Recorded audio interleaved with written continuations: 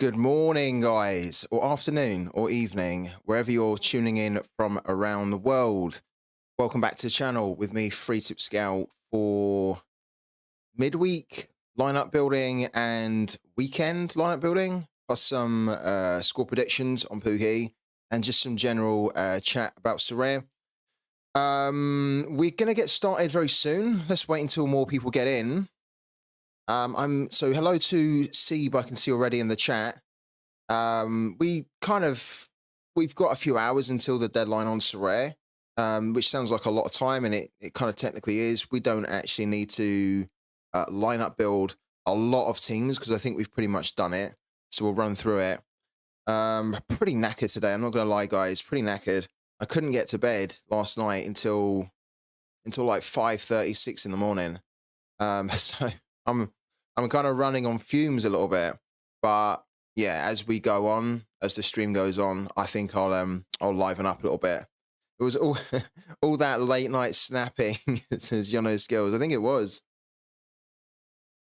What was really funny, Yono, is that after that string that we done, we got to level 43, didn't we? Or level 40, but then it always bumps you up a few extra levels so that you can just, if you lose a few games, you don't immediately slip out of it, right? The higher rank. And so kind of we finished a string, right? And then I had a few things to do, and then it was quite late, right? So then I thought I was feeling tired. So I then kind of went to bed about an hour and a half later. And then I couldn't sleep, right? I was in bed and I couldn't sleep. And so I figured, right, let's get Marvel Snap going again. So I started playing it in bed for like an hour or so. And I'm not joking, I didn't lose a single game. So like when we left it at 43, I then started playing it in bed. I didn't lose a single game. And I got up to level like rank 53 within like an hour. It was incredible. So yeah, we're going to be back on that again tonight. And the stream tonight was supposed to be, can we get to level 53 or rank 50? But now we're already there. The stream tonight will be, can we get to rank 60? That'll be tough. So yeah, pretty happy, man. That deck, I'm having a lot of fun with it. Thank you again yesterday, because I did learn a few things from you yesterday, especially that move where we played the spider against those four vultures. That was really useful for me to learn. Hello to Neighbor. Hello to Apple22 as well. How you guys getting on? That was 100 IQ. Give yourself a pat on the back for that one, That was really, really good. Yeah, I wouldn't have done that, but then when you told me to do it and then we done it, I thought, yeah, I need to remember stuff like that for future because it was really cool. I was 3 spots of a reward in the Prem Specialist with a DMP. Oh no. Sorare Brokey Boys just missed out on a reward.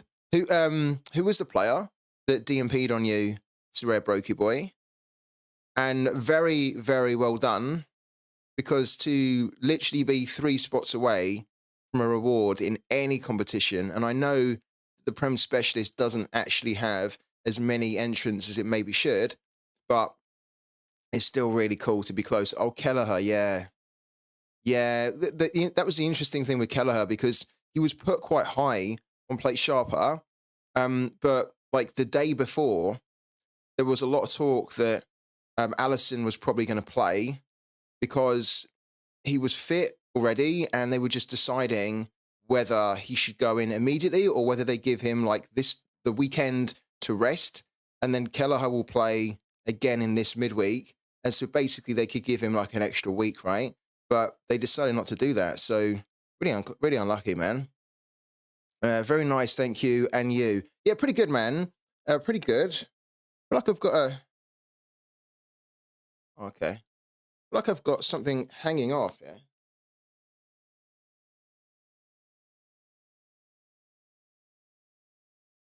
Sorry, guys. Sorry, I thought I had something like a thread or something hanging. I could see it in my peripheral vision. I think we're okay, though. Yeah, I'm good. I'm really happy because it wasn't a great game week for us in Sorare, to be honest with you. But we managed to save it. I say we. Ali Varul managed to save it for me, and he got us over the line for threshold.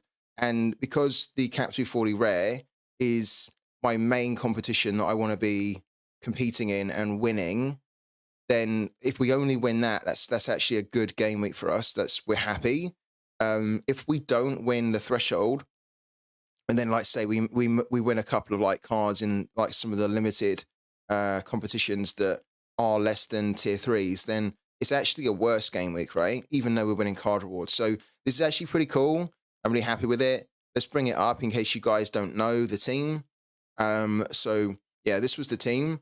And yesterday, when we was live on the stream, I was kind of saying to everyone that we needed a score of about 52, 53. And I wasn't that confident because, you know, Sivasspor, they don't really keep a lot of clean sheets anyway. And then they were going away to Konyaspor, who were a decent team, right? Good team at home. Good team in general, but very good team at home. And I didn't think they'd keep a clean sheet, first of all. And then I thought, well, if they don't keep a clean sheet, Ali Varul then needs to do like a ton of saves to then boost his AA up. And he'd done the one thing that I wasn't banking on him doing, which was keeping the clean sheet and then actually doing semi-okay in his AA. So what a legend, man. And what a great performance from Sivasspor, because they've had some difficult results recently. They've been getting hammered because they've had some, you know, difficult games, but they really needed that, and I really needed that. So yeah, we get the threshold, which I'm really happy about. At the moment, we won't be able to use Ali Varul this weekend because if you didn't know, which I'm sure a lot of you do, to the real world. Thank you, Carlos. Thank you, Carlos Hera, for the follow. Welcome into the channel. Yeah, if you didn't know, the Turkish Super League games are cancelled, and they're cancelled. Let me bring it up in case you don't know, because it's pretty disgraceful actually. Let's type in Turkish referee, and then we're going to find this here. We'll play it in case you've not seen it, because we can play it on. We'll probably play it here. Yeah, so basically the Turkish referee got punched by a Turkish club president, and they've stopped all the games in the Turkish Super League. Are they going to play it? Are they actually going to play the... I don't think they're going to play it, are they? That's the referee there, look. That's the referee there in hospital. Embarrassing. Really bad. Look, this is... So basically, that's the president who ran onto the pitch at the end of the game.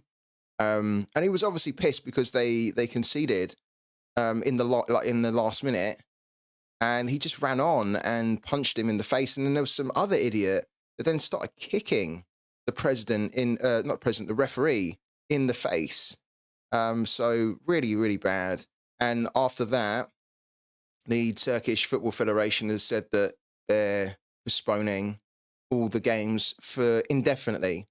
So I don't know whether that means now that the Turkish league games are not happening this weekend, or whether they're gonna resume them, but they've just decided for the moment we've got to stop. But yeah, I have to assume at the moment that we can't use Ali Varul this weekend, which, to be honest with you, we would have only used him anyway in like in a throwaway team, because he had Galatasaray at home, which is obviously horrible. So yeah, a bit of a shame for us, but just horrible. You know, like, it would have been bad enough if you saw that kind of thing on like Sunday League, which, you know, you see Sunday League a lot, right? You know, like, you see it a lot. I saw it a lot anyway, where like players are fighting each other, and, you know, people are going after the referee. But you don't expect the president of a top flight club coming onto the pitch and punching a referee. Really poor. So yeah, if you have Turkish Super League players, and if you didn't know, then you might not actually be able to play them this weekend.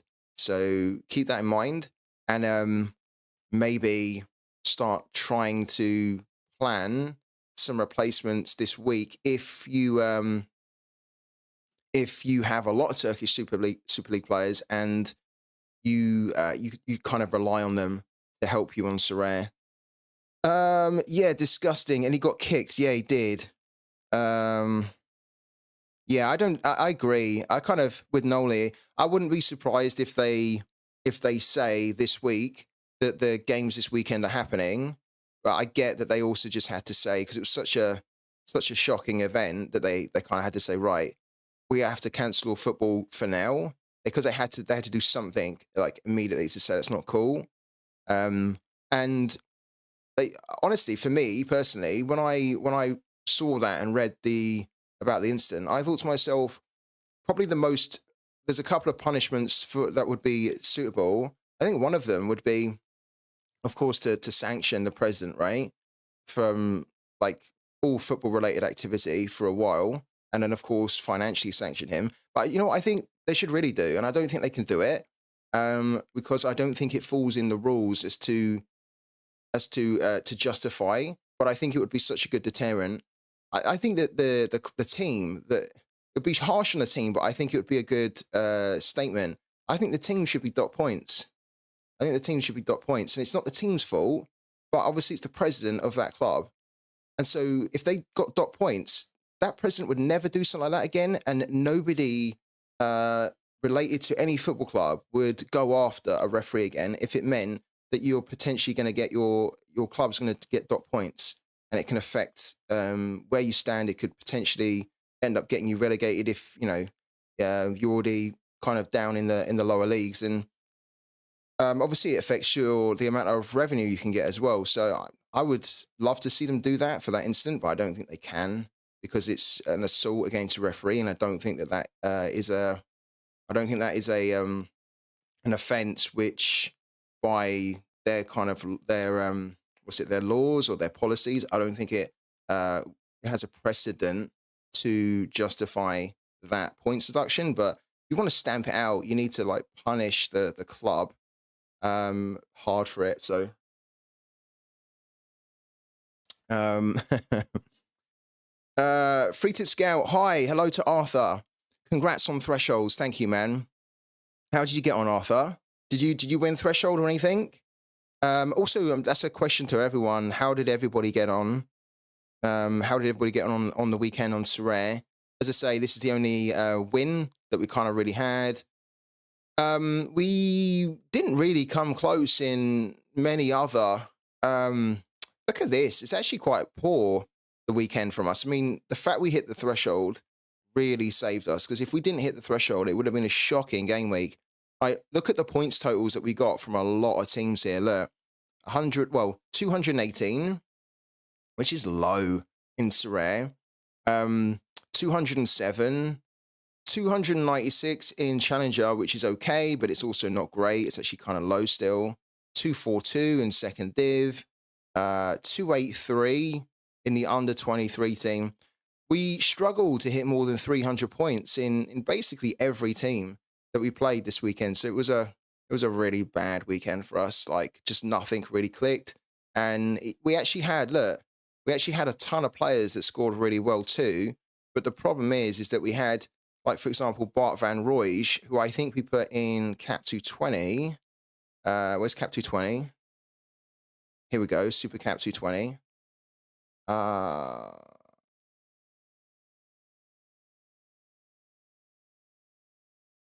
Where's the lineup again? What am I doing wrong here? We have to hover over it, do we? We have to hover over it. This one, I think, wasn't it? Yeah. So, yeah, you can see that we had Bart van Rooij that hit a perfect score of 100, but then he was, like, completely wasted in a team where we had a DMP goalkeeper also of Kelleher. We had Jasic and Biaki, who both kind of bombed. And that was pretty much the story.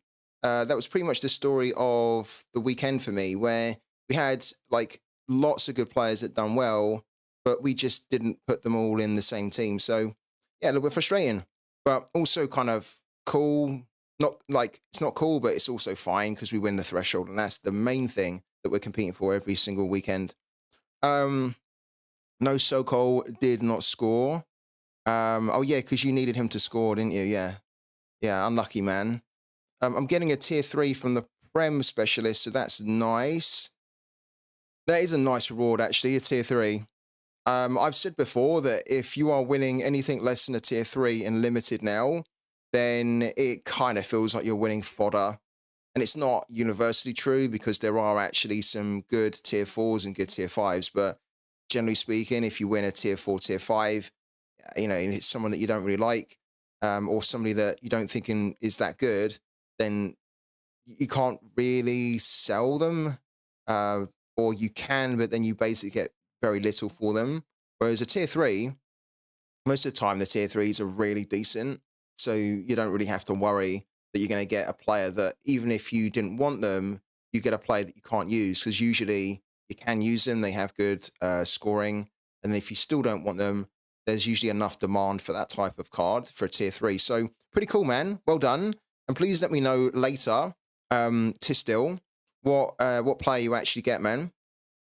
Barisha's masterclass cost me a top 100 in All-Star.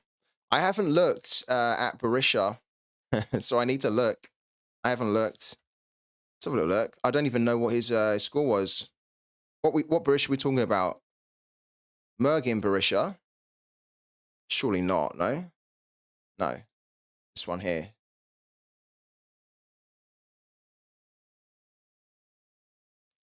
This goalkeeper. Oh, I get what you've done there. So his masterclass of 14 with a penalty conceded. Yeah. He's actually, to be honest, he's been doing quite well, hasn't he, this season? I've not really been taking too much of an interest in him because, I don't like the team that he plays for. So yeah, I've not really been paying too much attention, but he's been doing okay. But the last 3 games, it's sort of tailed off for him, hasn't it? He needs to try and pick himself up again. Because, yeah, this scoring is kind of bad. Really bad. Not a penalty, an error that led to a goal. Yeah, not good. Not great. Free tip scout, how much money, how much euros to build a decent 240 rare? We've had this question a lot, and we actually even done live on the stream, where I think it was last week. I literally got asked that question, and I said, should we just answer that question live on the stream by building a team live on the stream? And we done it, and we built a really good team, rare team, for £303, based off the floor price at the time. But I said that you could actually find some other players as well, and you could probably also negotiate for the players that we had. So you could actually build a really decent threshold team, Cap 240 rare team, for, I think, about £250. So around €300. I don't think you need to spend more than that. I really don't. The prices of rares are so low that it's great to build a rare team now, but it's also pretty bad that the rares are that low, because in my opinion, they shouldn't be. So take advantage of it whilst you can. If you are looking to get into rare, it is honestly, there's not been a better time in the history of Sorare to get into rare. There you go. We're rhyming live on the stream, but it's true. There really hasn't been, because the prices on rare cards have they've not been this low since the game was in its infancy. So the really early adopters in 2018, 2019, they were able to pick up incredible players in the rare for a couple of quid. And it's kind of getting to that level where so many really good players are £10 or less, actually. Decent players are around £10. So it's really cheap. It's really good. 350 max. Why do we have the A? Oh my god. I thought I turned off all of the free tip scout fund coupons, but apparently I didn't. I left the build it like Barca on, and we've had it redeemed. So we'll do it. We'll do it. As you guys know, I usually kind of like hold them back, and then we do them in the second half of the stream. Yeah, I just missed it. You can tell it was a late night for me because I didn't even see it when I checked that. That's all right though. We'll do it for you, man. So be it. 350 max. Okay. All right. Let's do it. So 350 euros max. Yeah. Yeah, you hacked it, right? Love it. Yeah, so we'll do that now. Bit unplanned, but we're going to do a build it like Barca.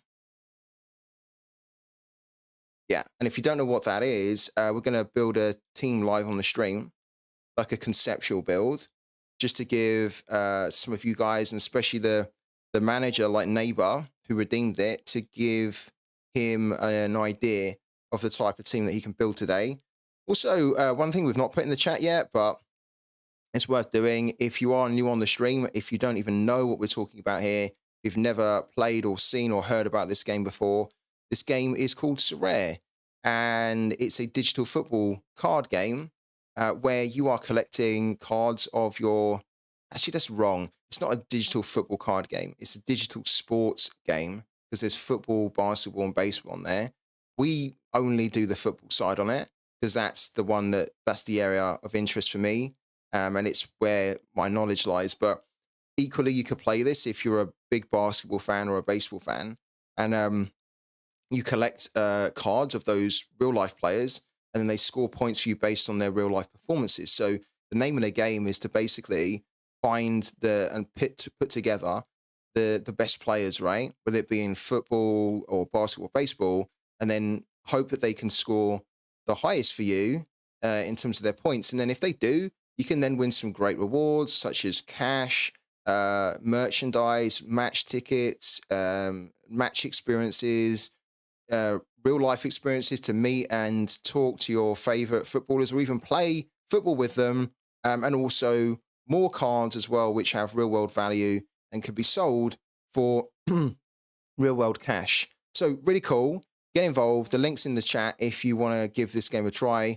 That link will give you up to £20 free credit, which you can then use to buy more players, which is really good. And it also helps to support the channel. So yeah, do check it out. Afternoon also to the White Pele. Hello to you, man.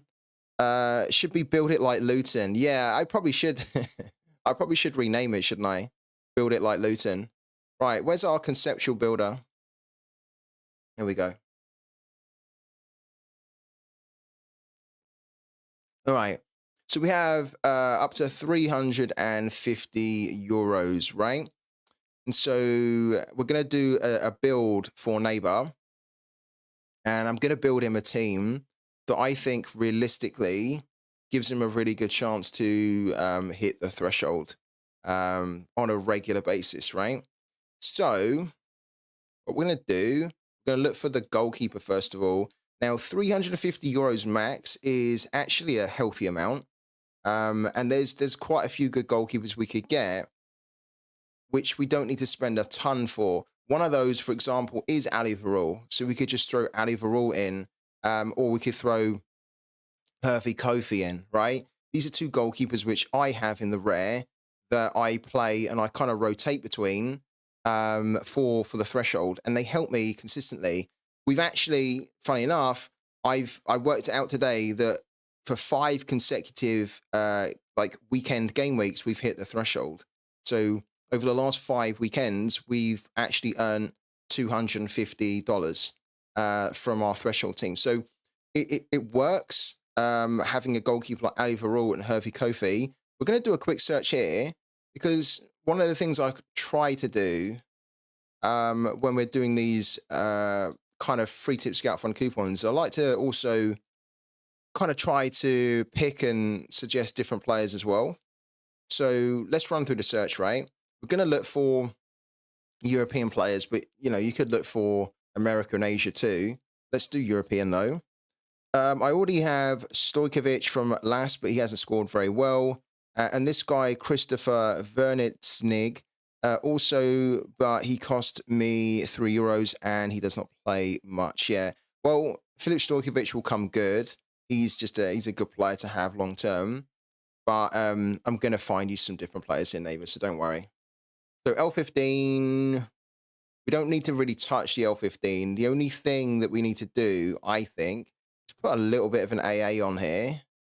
Because if you're looking for a goalkeeper for threshold, then what's more important is actually the AA rather than getting a goalkeeper that can get you lots of clean sheets. If you can find both, great, but you really don't need to.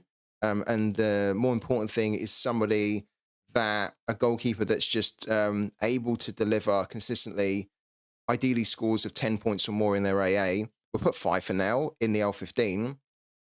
And then in the L40, I think what we do, 1 second, guys. I think what we do in the L40, yeah, it's a bit better.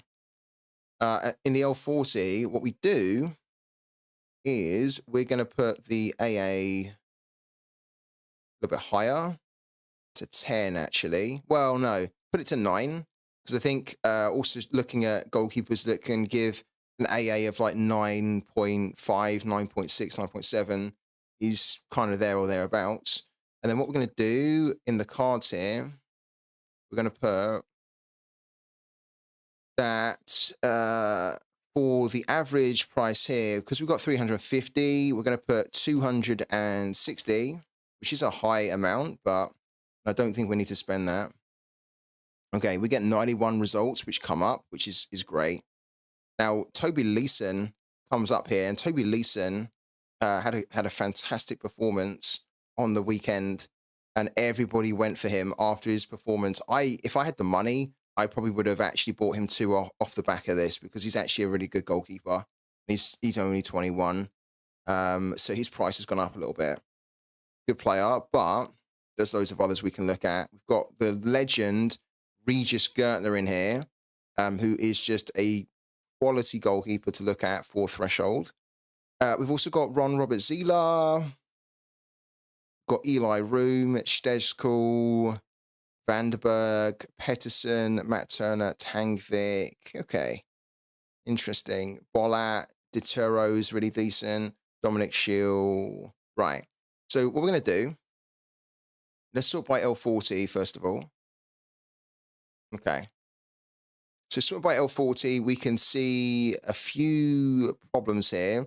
The problem is that we're getting players that we really don't care about. We're not interested in, like Jens Grau, Hendrik van Crombrugge, Daniel Peretz, right? So the way that we can get around this is that we put in the L5, they need to have played like around 20%, which means they need to have played 1 game in their L5.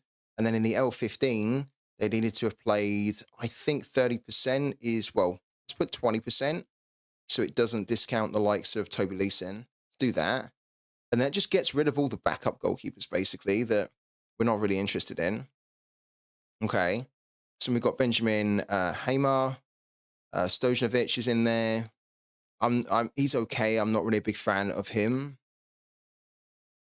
Andres Fernandez, okay. Leshkuk for Dynamo Moscow. Leeson, Jordan Massip. Deturo's really good. Deturo's really good. Yeah, he's decent. He scored. He not concedes. He saves a lot of penalties, right? He's a good penalty saver. See here, he's got 6 penalty saves over the last 130 games. We're not gonna. We could look at him. We're not going to look at him. Marcel Schuen's okay. One of the things that we need to think about for this as well is that if we pick somebody here, it'd be quite useful to also pick a defender. So like Vassen, for example. Vassen is a goalkeeper that doesn't keep a lot of clean sheets, to be honest with you, but his AA is very good, 13.5, which means that you can regularly expect him to give you scores of 45, 50, 55, and it doesn't look like it here, but he's look here, he's very good at doing that. And that's actually really useful for Threshold. He's actually not the type of goalkeeper that you really want to have for All-Star. Um, in many ways, even Challenger Europe. But for Threshold, he's brilliant. And what we could do, we could play him, and then we could play someone like Julian Lelyfeld as a defender who actually scores really well when he doesn't get the clean sheet. Like, he's got a really good score, good averages. He's also got good AA, which helps him get into that mid-range. And he also produces scores of 70. He's only £37. So let's do that just to mix it up a little bit. Put Etienne Vasson in here. And the great thing with Vasson is that he has an L15 of 41. So you're getting a lot of value by picking him. So let's go back into here. Let's put the goalkeeper as Vasson, like so. Right, Vasson goes in. And then we can throw Lelyfeld in for that stack potential. And also, he's just a really, really good player. I like him a lot. I actually had his limited card. He plays every game, which is what you want from a player in your Threshold team. His averages are good. He actually chips in with quite a few decisives as well every now and then. But what you really want is a defender where you don't need to rely on a decisive for them to give you a score of kind of around 60, 70. And he doesn't need that. So Lelyfeld goes in as well, like so. He's got an L15 of 53. He, generally speaking, is a player where he's going to be costing about 50 or so to play in Threshold. Okay. So we've got Vasson and we've got Lelyfeld. Yeah, he's the guy who got unconscious. Yeah, he got a head injury that put him out. Yeah, he's been back for a while now. All right, so Vasson and Lelyfeld. We spent £226. We've got €350 to spend. So we're going to try and pick out a smart midfielder, a smart forward, and then we could potentially just get like a really cheap defender here. Potentially, we could get another defender from MIDWEEK, but I don't think that's actually the play. Like, this guy here is really good. This guy is really good, and he can hit some big scores as well, like some massive scores in the game. His AA is 15, so we could potentially put him in to pair up with Lelyfeld and Vasson. And then we could look at some different players, but we might come back to him, because the thing with him is that £24 is okay, but we need to do the midfield and the forward position. And in fact, I think what we need to do is actually the forward position. The one thing I don't really like about MIDWEEK is I don't like their midfield, and I don't really like their forward. Kramer is decent. I do like Kramer, but he's 35. He doesn't really have any AA at all. So if he doesn't score a goal, which, to be honest, he's not super prolific, and you can see that here. If he doesn't score a goal, he's not going to help you to get over the line for Threshold. A better type of player to look at for Threshold is this guy. He's a little bit expensive, though. He's quite expensive. But this is the type of player that you want to look for Threshold, because he actually is a forward that doesn't need a decisive to score well. And that's ideal for Threshold. So any player like him is going to work, that also isn't too expensive.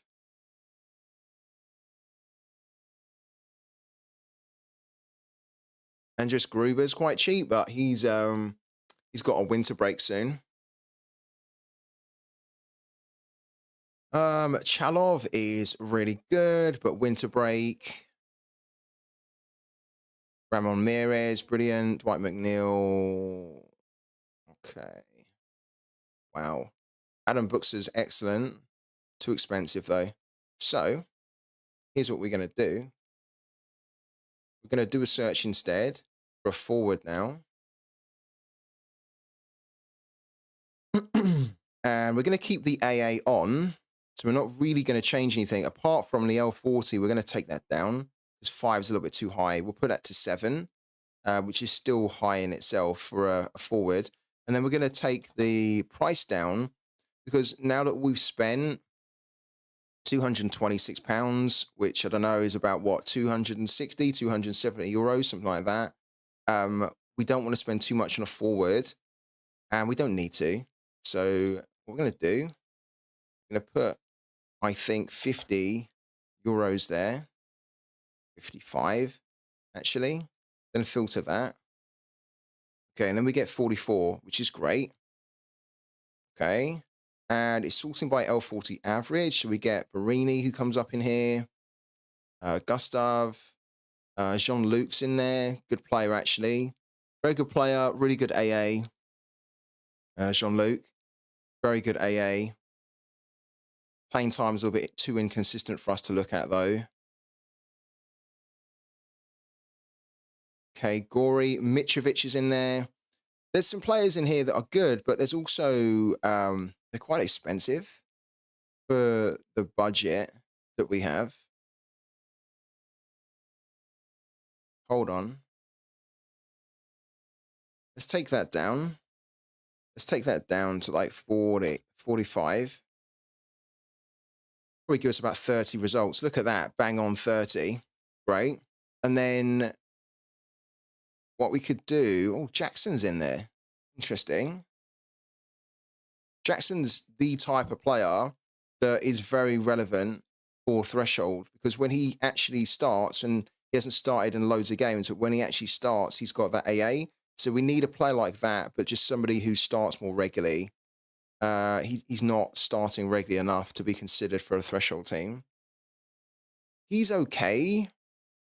He's okay, Ojo. The issue with him is that you're not going to get a lot of goals from him because he's playing for a team that just struggle. But what you lack in goals, you make up for in AA. And so he has that level of scoring that we're looking for. Look, it's really good from like a forward. Really good. And he could potentially be paired up with someone like Kadri as well. So that could be a good pair up.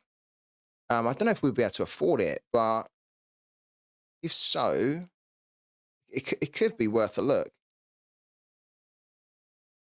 Let's try it. Let's try it. The issue is that they're really poor at the moment, Courtry, so I'll probably take him out. But I want to actually just see whether we could do it within the budget, where we put him in and then we put Kadri. I'm not a fan. Like literally, the only player I'm a fan of from Courtry is Kadri. But it would be quite an interesting pair up. Oh, we might actually struggle to do this just on the L15 alone. Well, we could do it, and then we'd have like then we'd have 48 left over. Hello to Ligma. How you doing? Ojo, you know what? Let's bring him up. Bring up his transfer, because I don't know if it is actually. Oh, that didn't work, did it? There we go. Where's he gone? Shehe Ojo. Yeah, Hemel Hempstead. He was born in, and yeah, from Liverpool. Yeah, Liverpool Academy product. He's not really, given that he's 26 now, he's not really hit the heights, I think, that was surrounding the hype with this guy, right? Because I do now actually remember when he was coming through, and I think there was a lot of people saying that he's quite exciting, but he's not really done a lot, has he? But for Threshold, he could actually be quite a good pick here because of the fact his AA is so good. Like if you look at his AA since he's been playing for Courtry, his AA is what, 12.4.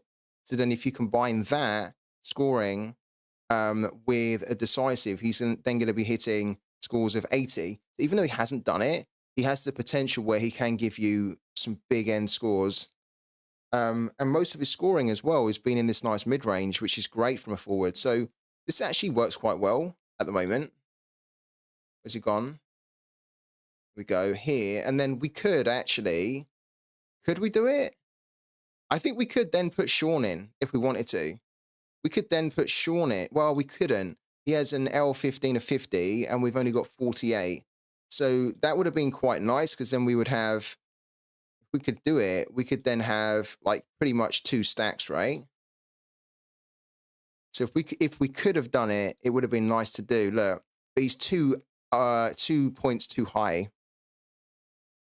I feel that it's going to be a goodbye to European football this season, but thanks anyway. Why is it going to be a goodbye to European football? Yeah, there is a fear they get relegated, yeah.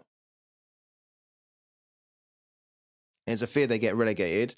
There's not a fear that these players will play in the lower division. Ojo won't, and Kadri won't.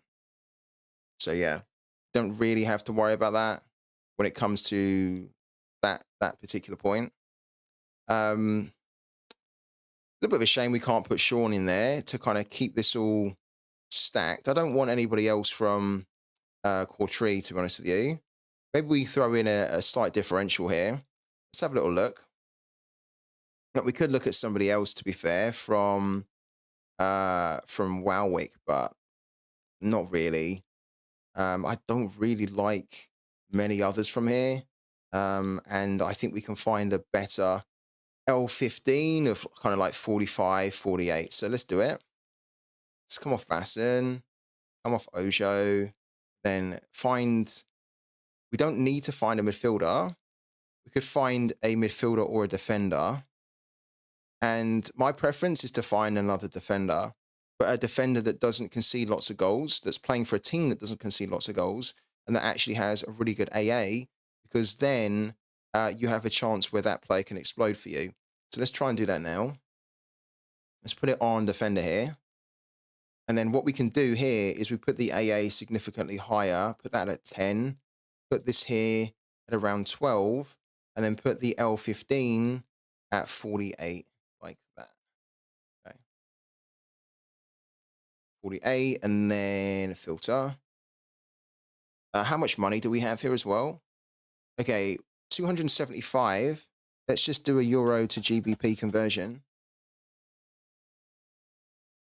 So 275 is 320. So we've basically got 30 euros left to spend, because we've got a max of 350 based on the budget Neighbour gave us, right? So we have this at 45. Francisco Calvo comes up here. Calvo's brilliant for what we're looking for. He's actually brilliant. Playing for Konyaspor offers you those monster scores like that. 55. Can hit just huge in his AA. He might be the one, actually. Let's have a look to see who else we've got here. We've got 62 results, so we don't actually have a ton, which is great. Hlybar, Cuesta. Cuesta's not bad.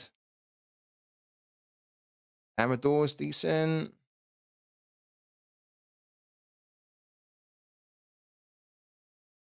Cuesta's just under.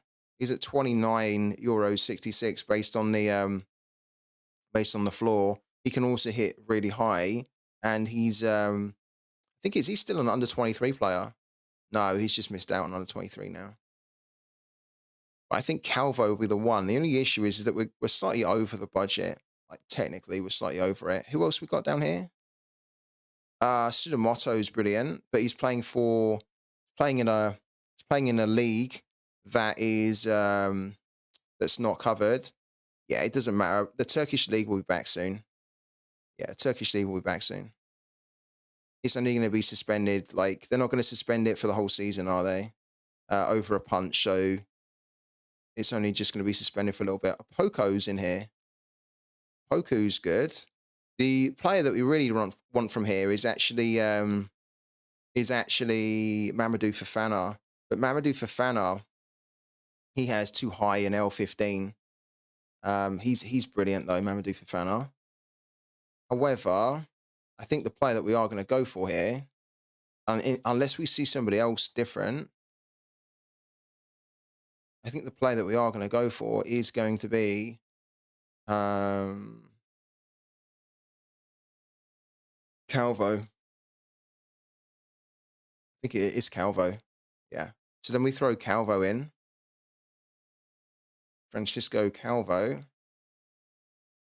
Okay. And then we throw Calvo in here as the extra. There we go. Like that. And he cost £28.30. So for £304, if we put that in now, so 304, we spent just a little bit over, like €3.75 over based off the floor price here, neighbor. But if you were able to get these off auctions for a little bit cheaper or even negotiate down, this team here would do amazing for you in the Cap 240. And what's quite interesting as well is that you can actually see over the last 3 months, this team would have won 2 rewards when all the players have played from the 7 game weeks where they all played. So that's a pretty good return, right? Generally speaking as well, so you can see here, what's that? Game week 407. They got, what's that? 200. They got 265, 287 here. They dropped a little bit here. They dropped massively there. Then they hit 322 here. Then what? 265 there? It's not bad. Not bad.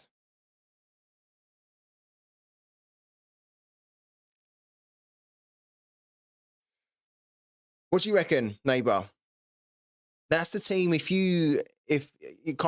I was in your position, that's the sort of team that I would build. And there's loads of different combinations you could do. But what you've kind of got here is you've got your 2 problematic positions for scoring covered with 2 players that are very good in their AA. So if Vassen doesn't get a clean sheet, you can still expect him to give you a score of around 55. If Ojo doesn't score, you can still expect him to give you a score of around 55, which is huge, really, for a forward to give you that in Cap 240. And then if both of these 2 or any one of these 2, they do get a decisive, because their AA is already so good, then they're going to be hitting you scores of 70, 80. That's a big overperformance in threshold. Lelyfeld gives you that stack potential, and Lelyfeld is the type of player that can give you a score of 60, 70 with a decisive or without a decisive. Kadri is brilliant because he stacks up quite nice with Ojo. And if Ojo scores, it could be that most likely Kadri is going to be providing an assist for that. And Kadri can score goals of his own. And his AA game is incredible, where he will explode to scores of 90, 100, because he can produce an AA of like 40. And then if you combine that with a decisive, you're looking at a monster score. And the same for Calvo. Calvo can hit you scores of 90, 100, because he can produce scores of 50, 60 in his AA. So this is a team where they will consistently hit threshold, and they have several different routes to hit the threshold from how they play and how they score. And it's also the type of team that when all of these players come together and they all hit like their monster AA, you will not only hit the threshold, but you'll then absolutely clear up with a card reward as well, like a really good card reward. So yeah, hopefully you enjoyed that one. Yeah. Yeah, cool. Let me know in the end what your Cap 240 team is that you build. Whenever we do this, it's just always for a little bit of inspiration to give you some more ideas. So I'm quite keen to hear the actual team that you build. Definitely. Yeah. I mean, Kadri is someone that I have as well, and I think he's brilliant. He'll absolutely 100% get a move to a bigger club in the future. And he's so good. Look, he hit me a score of 66.3 on the weekend with no decisive at all. He's that type of player. He had an AA of 31.3, and he's very good at producing AA like that. So brilliant. If he got a decisive there, he would have then got a score of what? 80, 90. And that's what you kind of want. You want a player that can combine good decisive scoring with good AA. You want that actually in all competitions in Sorare now, but you especially want to try and have that in threshold. Yeah. All right. So we've done a build it like Barca, which we weren't expecting to do, but we've done it. So there you go. Take one last look at the team. I might even take a screenshot of that. Why not? It's quite a good team, actually. Yeah, he's like the best player they have at the club, Kadri, and he really shouldn't be at that club. He should be at a much better club than Courtrai. Okay. Right. The new game week is starting in 2 hours' time. What teams am I entering for the new game week? Let me show you. So we're entering a team for Super Cap. And I did bring in a new player last night, Koto Mizunuma. So Koto Mizunuma I brought in. He cost about 50p or something. Really cheap. And he's got a great fixture at home where they should be able to smash them. And if he plays, then he will likely smash a mad score. So he's in as the captain. Gregorich up front. Stojkovic and Preciado as the two defenders. And then Mike Magnan in goal with a difficult game, to be fair. It's a game that Milan must win. So must Newcastle. It's just a high-stakes game. I don't mind actually playing a goalkeeper in a high-stakes game because it means that they're usually going to get or face a lot of saves. And then if Milan can do what we know Milan can do, which is potentially get a clean sheet, like a 1-0 maybe, then he'll score massive. So I quite like this team. We don't really have better players, to be honest with you. So this is pretty much my best 5. And yeah, we're going to see what happens, really. We're going to see what happens. If it doesn't win anything, it really doesn't matter because it's cap 220. It's the super cap. And I know every time I say that, I almost hate myself that I'm saying that.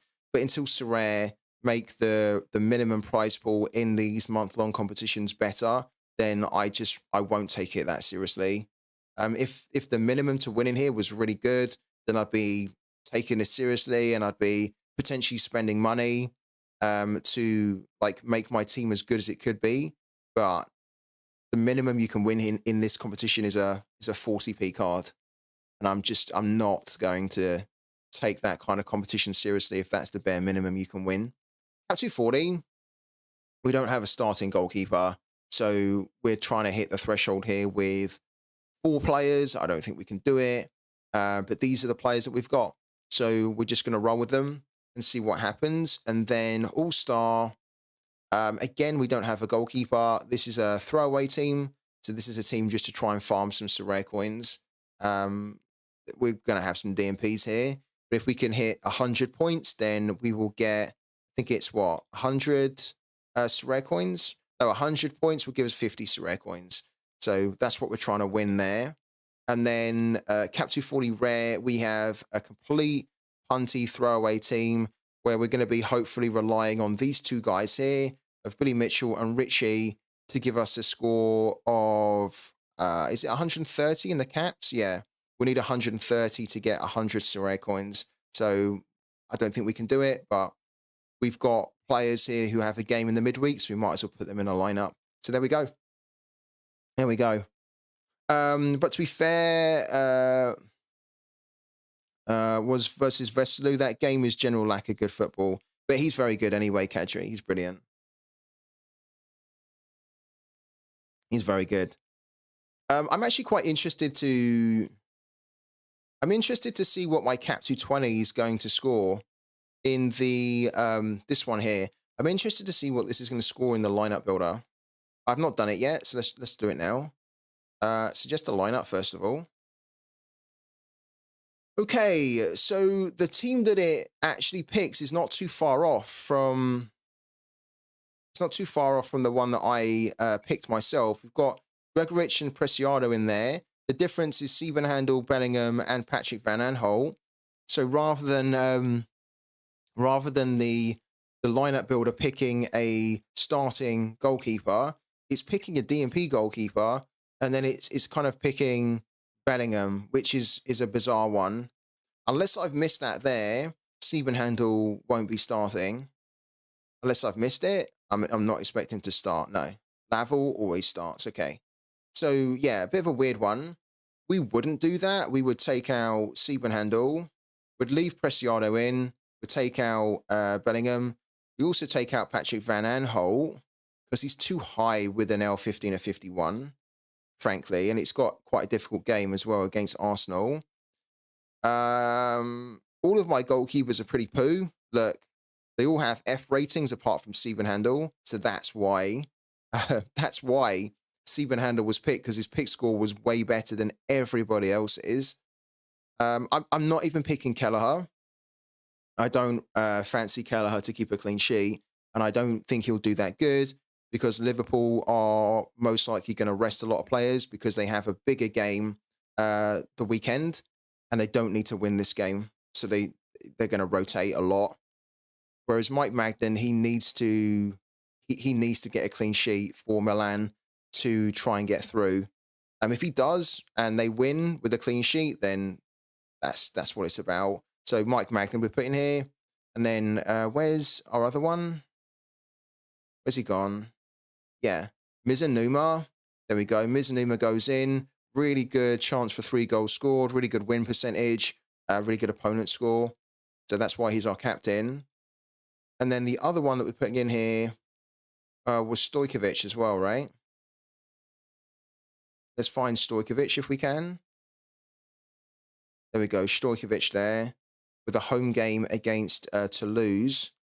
And then we take the captaincy off Gregoric. We put the captaincy on Mizanuma, and that team scores 65, which is actually not too bad. And what I like about this team is that it fully uses all the points, so there's no points left over. And I kind of like to do that in the cap modes where you're really squeezing as much as you can out of the cap modes. You're trying to squeeze out and use every single point available to you to give your team the best chance of doing well. Free Tip Scout, try to add Galachi in the lineup builder, please. How can I do that? I can't, because I don't have Galachi, so I'd have to bring him in. Like, that's the one thing that would be quite cool in the lineup builder, is if you could pick players in here that you don't have, so that then you could see how they score, right? Hopefully that's a feature that they release in the future, but I don't have him, so I can't put him in. Hello, have you heard about the Turkish suspension? Yeah, we have. Yeah, I mean, I'm not worried about it. You guys shouldn't be worried about it. It might be that they're suspended this weekend, but then I'm pretty sure they'll be back after. And I don't even think they'll potentially be suspended this weekend. So they'll be back playing again soon. Don't worry about it. They basically suspended the games to show a response, right? If you don't suspend the games, then it looks like you don't take that type of thing seriously. So they've done it as a reaction to show that they're taking it seriously, but they're not going to suspend their games for long. What do you think is the right punishment for that, coach? I think the right punishment is to dock the team points. Yeah, dock them points. Give the manager a sanction so that he can't attend football. He can't have any kind of football related attendance, and then also a fine. The points deduction seems a little bit harsh, but actually, you need to start taking a big stand on stuff like this, right? If there were to be deducted points, nobody would ever do that again, and they probably won't be deducted points because I don't think that they can justify docking points for that. I think they have before the season, right? Every football federation has like the offenses, and then they have the punishments, right? That are kind of set before the season starts. And I think that assaulting a referee, it doesn't equate to a points deduction, unfortunately. I think it equates to games ban and fines, which is probably what will happen. But for me personally, if in an ideal world, I would literally deduct the team points as well, because then it stops that from ever happening again. It's like with racism as well. There's always, every year, and to be fair, we haven't had it too much this year, but every year there's the same debate and there's the same argument of Like, when are they going to start? When are UEFA or when are football clubs going to start taking racism seriously? And often you see, like teams that get punished with playing a game behind closed doors. Is that really a punishment? It's not really. Or they get like some stupid little fine of like 20,000 or 30,000, which is nothing, right? To these football federations. Whereas actually what they need to be doing is they need to be deducting like docking points, right? From the teams. The teams need to suffer for it, because then it gets stamped out in the stands, where all that racism doesn't happen, because the passionate fans are like, to an idiot that's being racist or whatever, is like, you're going to cost our team, so we're not going to have it, right? So it's kind of the same principle here. If you don't want people to if you don't want referees to be getting hit and assaulted, it's just like, basically this is a good chance for the Football Federation to make an example of like that president, and to actually just set the precedent that, like, if you want to do this sort of thing, you're going to be punished severely as a club, right? Not just the individual, but as a club, you are going to suffer from it. If anyone from your club assaults a referee or assaults anybody, points deduction. Please bring Galachi in just to see if the ratings go up. Oh, no, I'm not, man. I'm not. You do it, though. Why don't you do it? I'm not going to bring Galachi in. I could do it, but I'm not. I'm not going to do it, man.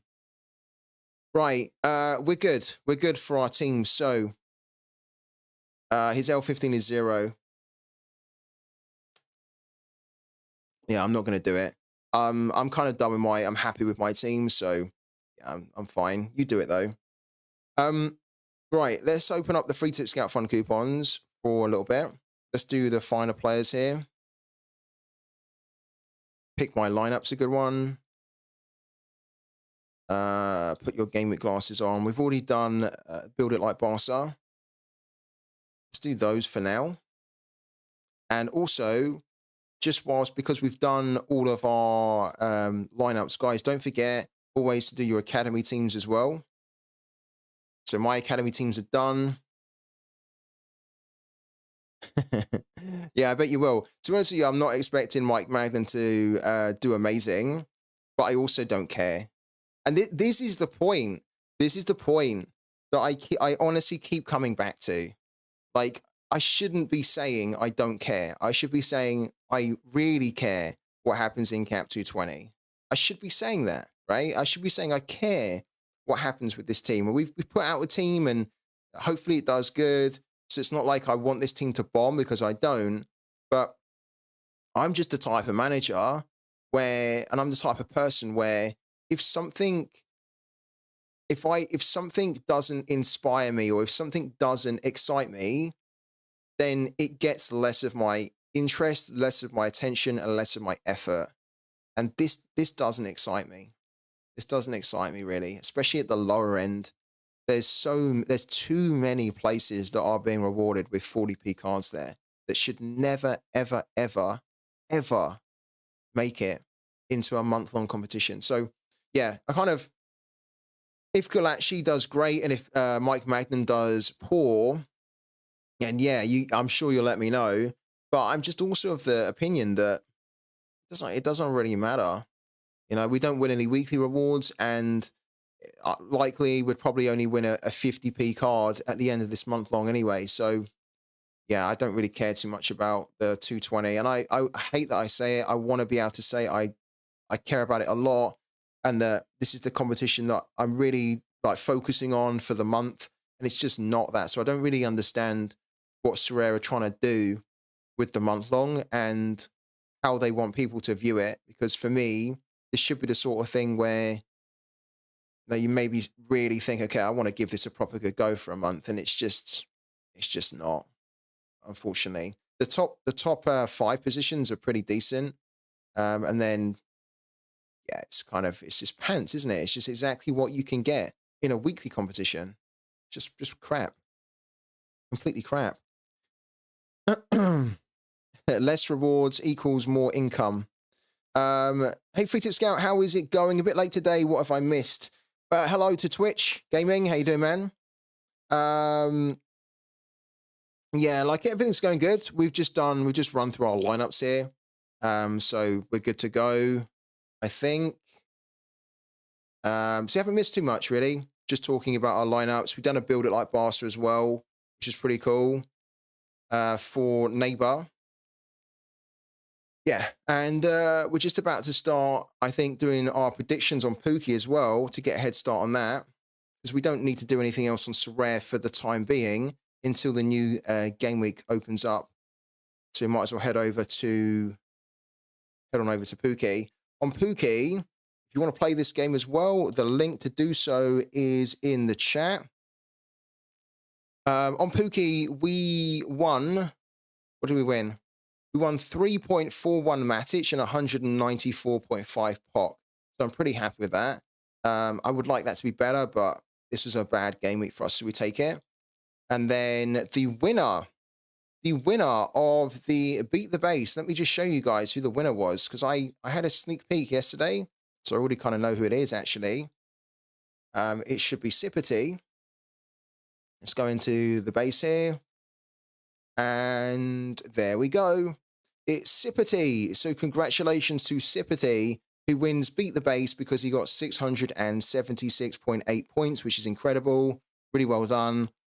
You win the the Burnley sticker. Well done to you. You're winning the sticker here today, Sippity. So congrats, man. How did everybody else? Arthur, you won 5 POC. Is that all you won? It's rough though when you don't win, you don't get into the top 50%, because that is literally all you get, isn't it? The 5 POC. A 5 POC is nothing. It's really nothing at all. So it does hurt a lot when you don't get into the top 50%. Because the POC alone, you need a lot of POC. And so even for me, winning 194 is great, but that's actually not a lot. At the level that I'm at, I need like 300, 400 to be winning, not kind of 194. But we'll take it. We take it. How did everybody else do in Pooky this weekend? There's a brand new drop as well of Pooky Balls. So there's currently 99 available. So if you do want to get involved and start predicting scores this weekend on the football and then winning money from doing so, pick up a Pooky Ball, use the link in the chat. That'll give you a discount as well. And then there's a brand new drop of stickers. There's currently 70 available. Remember, guys, that they will sell out, the stickers and the Pooky Balls, so don't miss out. And to avoid disappointment, do pick them up. 5 POC as well from Lobagongan. Damn. We've all been there. I mean, to be fair, look. If I hadn't have won, let me show you. If I hadn't have won anything from the German league, then I would have also got, look, I got 5 POC from the Brazilian league, and then the only other league that I competed in on the weekend was the German league. So we managed to salvage the game week in the Bundesliga, but in the Brazilian league, it was a shocker for us. If we'd have not got anything here, then it would have been a car crash of a weekend. So let's claim these rewards.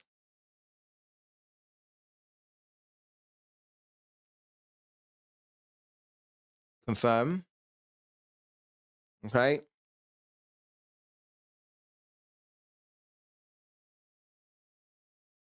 What's going on? Claim.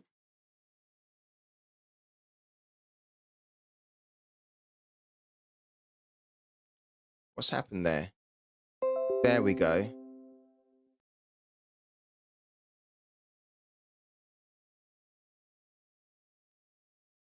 Where's our This happened to me. This has happened to me again. We've just created a transaction on the blockchain. We've just claimed our rewards. We should have 3.41. I don't know what's happened there. So we're going to have to do it again, and then we have to create, what, another transaction on the blockchain? I don't really understand what's happening there. That's the second time that's happened.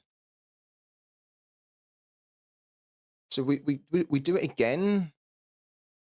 What am I doing wrong there? I literally said claim the rewards, and then we claimed them. We created a transaction on the blockchain. We had to pay a fee for it, but then we didn't actually get... Now we've got it. Look, we had to pay that transaction twice. It's a little bit annoying. Don't really understand that. Whatever. We've got 6 here, which is good. Right. We're going to spend our energy as well. What we need to do first of all, because we've now got some stickers and we've got pooky balls to level up, we need to do that straight away. Let's go into our collection. Okay, so these 2 balls that we use quite often are at decent level of pressure, so I don't think we need to worry about repressurizing them.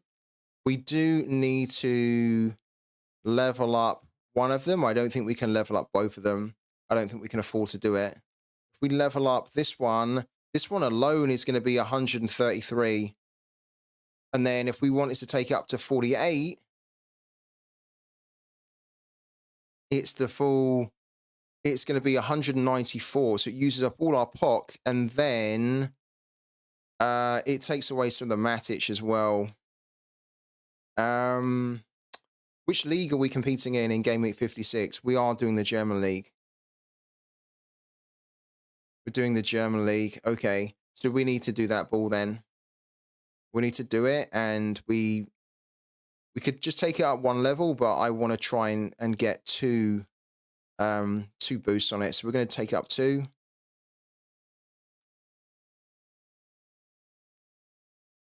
Okay, confirm. We need to do another, create another transaction on the blockchain.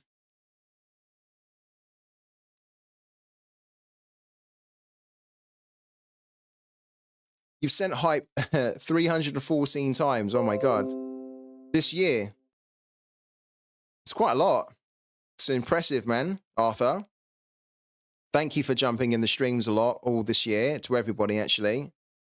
Let's do that to 42.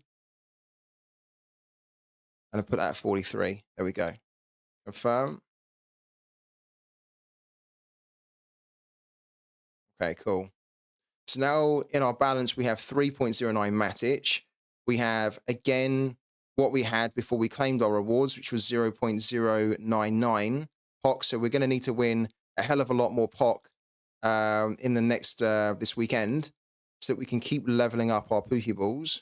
This is why you need so much POC. And again, if you use the link in the chat, that link will give you a minimum of 100 POC tokens. So if you want the best start possible in the game, and if you want to get that POC tokens, which honestly is so difficult to come by in the game, then do use that link. It'll give you a minimum of 100 if you purchase a common Pookie Ball. If you purchase more than a common Pookie Ball, you'll of course then get loads more POC tokens. And we don't even have 1 anymore, and you do need a lot of them.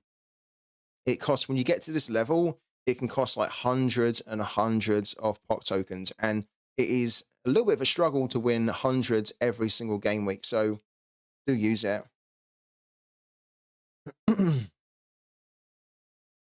All right.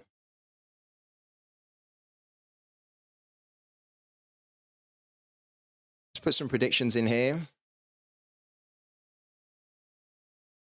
What leagues is everybody predicting in on Pookie this weekend?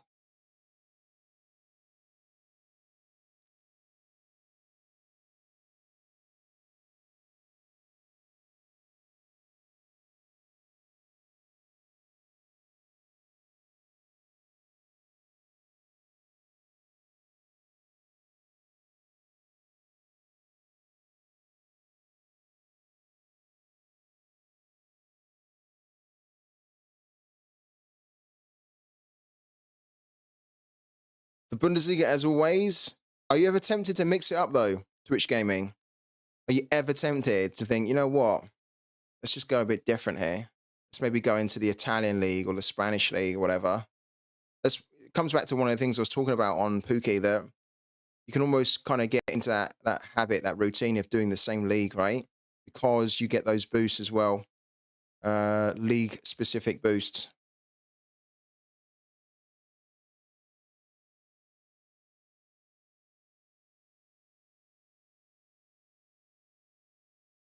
Let's do that.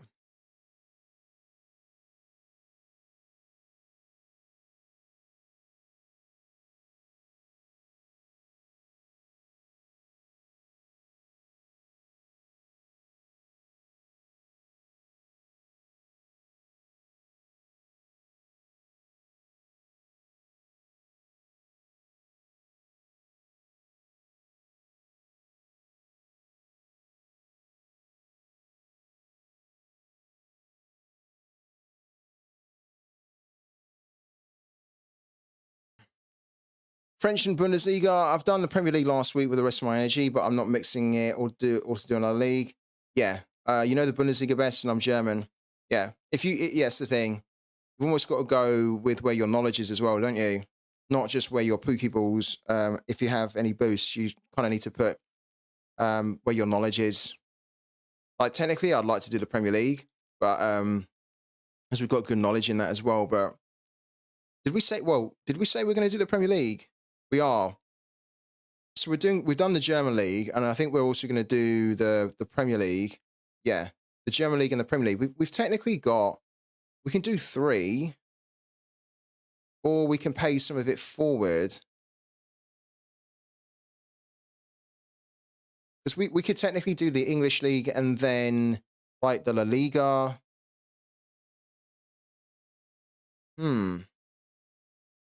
As we have 200 energy, so we can spend 100 of that in here. And then we could do 100 of it in La Liga.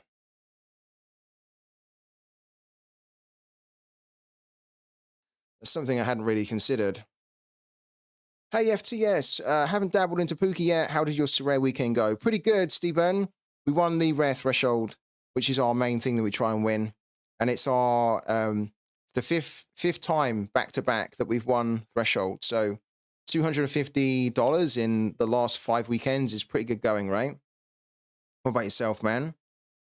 I managed my energy well, but after this week, it'll be 1 league.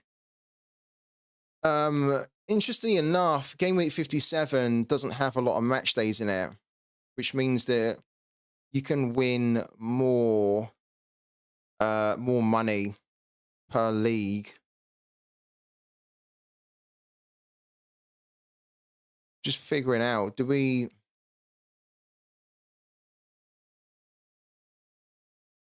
maybe go into the Spanish league on that weekend then? Because we could start predicting this one, which then means that when this game week comes round, we can then predict in the German league and then the English league, and there's only 5 match days. And then at the moment, the game week 56, there's 10. I think that's better to do it like that. So if you're new to Pooky, if you don't understand how this works, this is quite an important part about playing Pooky successfully, is that you need to work out how you spend your energy, because you get energy every week, and once you use it up, you then have to wait for a refill.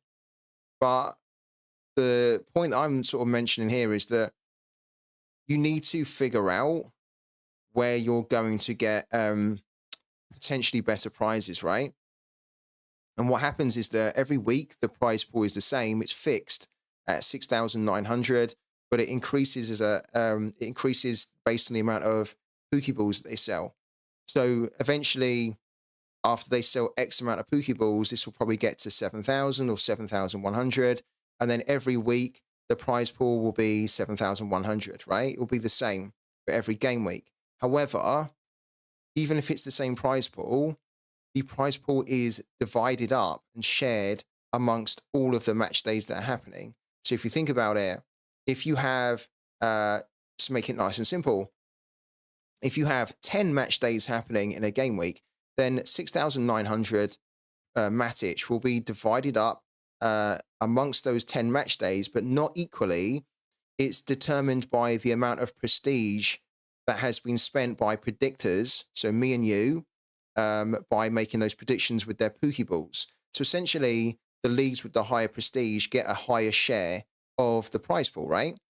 So if you have 10 match days happening in a game week, and then you have, say, one league that has loads of prestige, that one league will get a bigger share of the prize pool. But if you have a game week, and again, just to keep this example really basic, if you have a game week where there's only one match day in it, then that means that one league is then going to get 6,900 shared between everybody that competes in it. So you get a bigger share of the pie when there are less match days happening. So what I'm going to do, rather than spend my full like 200 in here in this match day, I'm going to pay some of it forward so that then we can potentially win a way bigger share in Game Week 57 because there is half the amount of games which is happening in Game Week 57 compared to Game Week 56. And that's just smart. That's just smarter to do that. And we are going to do it. Hi, I'm addicted to Marvel Snap now, says Ola. It's very, very addictive, isn't it? Very addictive. This is the point that I was making about that game that I want Rivals to try and find. I want Rivals to find that kind of addictiveness. For me, it doesn't have it to the same level as a Marvel Snap. I know they're different games, right? But if Rivals can find something that makes it so addicting that you don't put it down, and that even it's a game that you're thinking about, right, when you're not playing it, because like Marvel Snap's like that for me. If I'm not playing Marvel Snap, I'm often thinking about what deck combinations I could do and like how could I have done that play differently. When I'm not playing Rivals, I'm not thinking about Rivals, and to be honest, I'm not even playing Rivals. So I would love Rivals to find for its own self that kind of addictiveness where you just can't stop playing it because it's just so fun and engaging.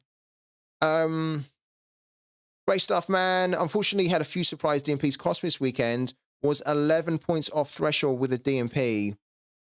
Oh, unlucky, Steve-Burn. What are you looking like for the midweek, though, Steve-Burn?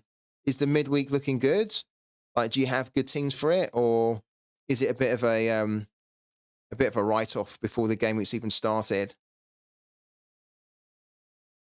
Captain Yoslu or Sven Coombs in Cap 240. You will not be blamed but praised. Okay. If I was in your position, I would probably captain Yoselu, to be honest with you. I have two lineups, but more of a hit and hope for midweek. What about yourself? Yeah, pretty much the same, Steve Byrne. I've got, I think we've got 4 lineups. We have 3 limited, and then we have 1 rare. The rare is a complete like throwaway team. And then All-Stars throwaway, 240s punty, and then Cap 220 is realistically our only kind of semi-serious team for the midweek. So, but I'm not even really expecting anything from that. I agree. Stopped playing Rivals seriously after a few days. Yeah, same. I actually, to be honest with you, I like hearing that people are playing Rivals for weeks and weeks, and I even know someone that's been playing it for months, right? And that's great. That's great to hear, but it's not fun enough for me to play, and it hasn't kept my interest enough. Whereas Marvel Snap, which is why we're now streaming it, Marvel Snap, there's no financial rewards to play Marvel Snap, right? I've also heard the argument that if there's no rewards, for example, in Rivals, then people won't play it. But there's no financial rewards to play a game like Marvel Snap, but loads of people play it and play it non-stop because it's just an addictive game. It's a fun game that you don't want to put down. And if Rivals could be super fun, then I would be playing Rivals like as much as I could. And I probably wouldn't even be looking and playing Marvel Snap because my time would be taken up playing Rivals, right? But Sorare haven't quite found that magic formula for me to make the game so addictive that it's all I can think about and that it's the only thing I want to play, because it's not. And hopefully they will in the beta. What's Marvel Snap? If you tune in later tonight, Arthur, you'll be able to see it firsthand. It's a game that I'm starting to stream in the evenings, and we're having a lot of fun doing it. It's a card game. Have you seen the Turkish Football Federation? President confirmed all leagues are postponed. Yeah, we talked about that. Yeah, we even went through it earlier at the start of the stream. Pretty bad, right? Pretty horrible. But the leagues will be back soon. They're not going to be postponed forever. They'll be back soon. Hello also to Matter. How you doing, man? Right, so we've worked out our strategy. We need to go into the Premier League here. And we need to start putting our predictions together for the Premier League. Now, I'm going to do something a little bit different this week. I think it's time to mix it up. What we usually do is we usually do some research and we try and work out what the stats are telling us. I'm not going to do that this week. And you guys probably noticed it when I put my predictions together for the German League. We've not looked into any of these games at all. we're going to do this as a blind game week, where we're not going to look at any stats at all, and we're going to see whether we can actually win anything. So we're just going to mix it up. It's a little bit of an experiment. So this is literally what we're going to do. We're going to go into the English League here, and literally the first score that comes into my head is the score that I'm going to put down. So Nottingham Forest, Tottenham, we're going to put 1, we're going to put 2-1. And we're going to choose, we need to figure out what ball I need to use, actually. There's 2-0 on this one. 2-5-6, and then this is 2-7-9. 2-6-2.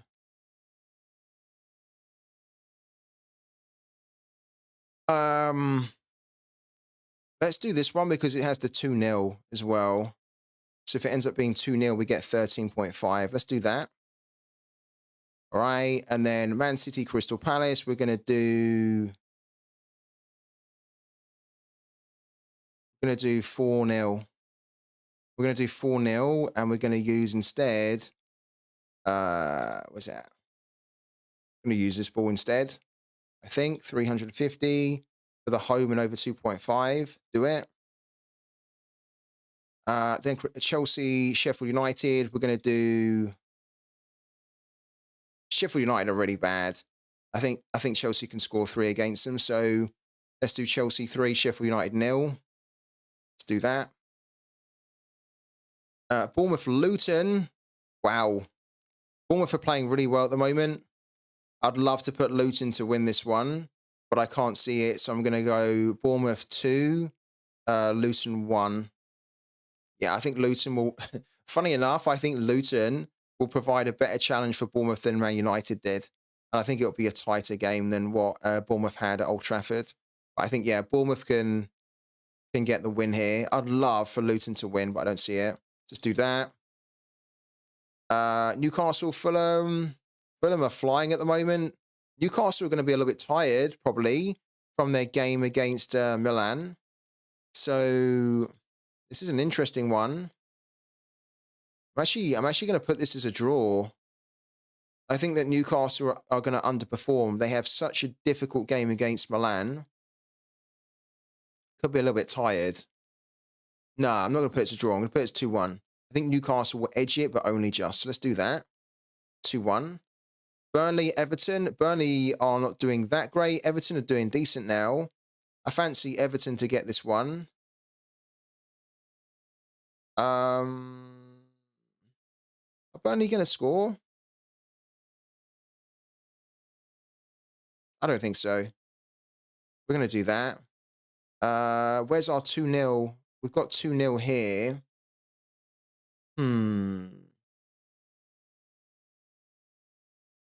339, 323, 302, 314. This ball has 1-1 on it as well. No, let's do that one there. Let's do that. Arsenal versus Brighton. Arsenal really need to win this one, and I think they can. Tempted to do 2-1. Let's do 3-1. Arsenal at home, I think. What do you guys reckon? Arsenal, Brighton? Do chime in. If you guys have any predictions yourself. We're going to do 3-1 there. Brentford, Aston Villa. I think Brentford should score, but Aston Villa are doing really well. So I'm going to back Aston Villa to... Well, actually, yeah, I think Brentford, well, without Buemo, they could struggle to score.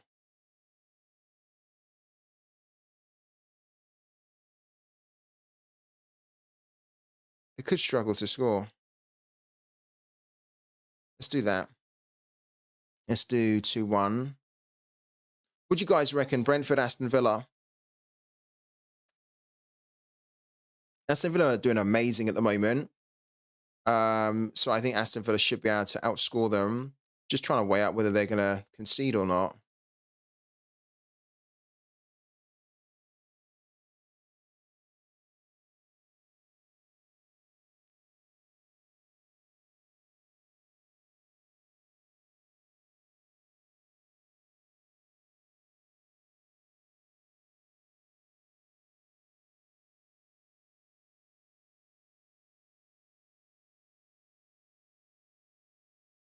Yeah, I think we're gonna do 2-1 here, but we're gonna use this Pookie ball so that if it is 2-0, we're gonna get some points from it. Let's do that. West Ham Wolves, we're gonna go 2-1 here. I think Wolves will score, but West Ham should be able to edge that. Like that. We actually haven't had many upsets here, to be honest with you. Keeping it quite bog standard. Do we do the upset here? I'm doing it. I'm doing it. There's no way that Man United should win this one. Oh, I'm so doing it. After all the bad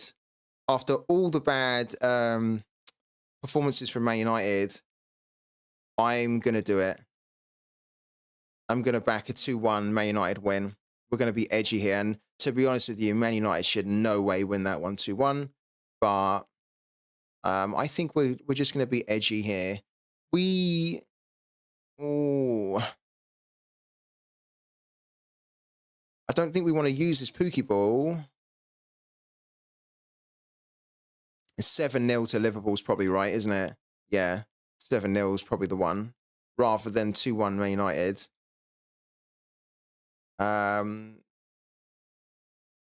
This Pookie ball's gone down to 75%. Hold on a minute.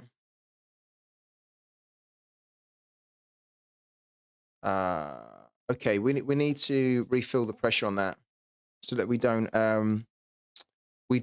receive a negative. Oh, not that ball. This one here. Bruno is out. I know. He's out. We're still going to do it.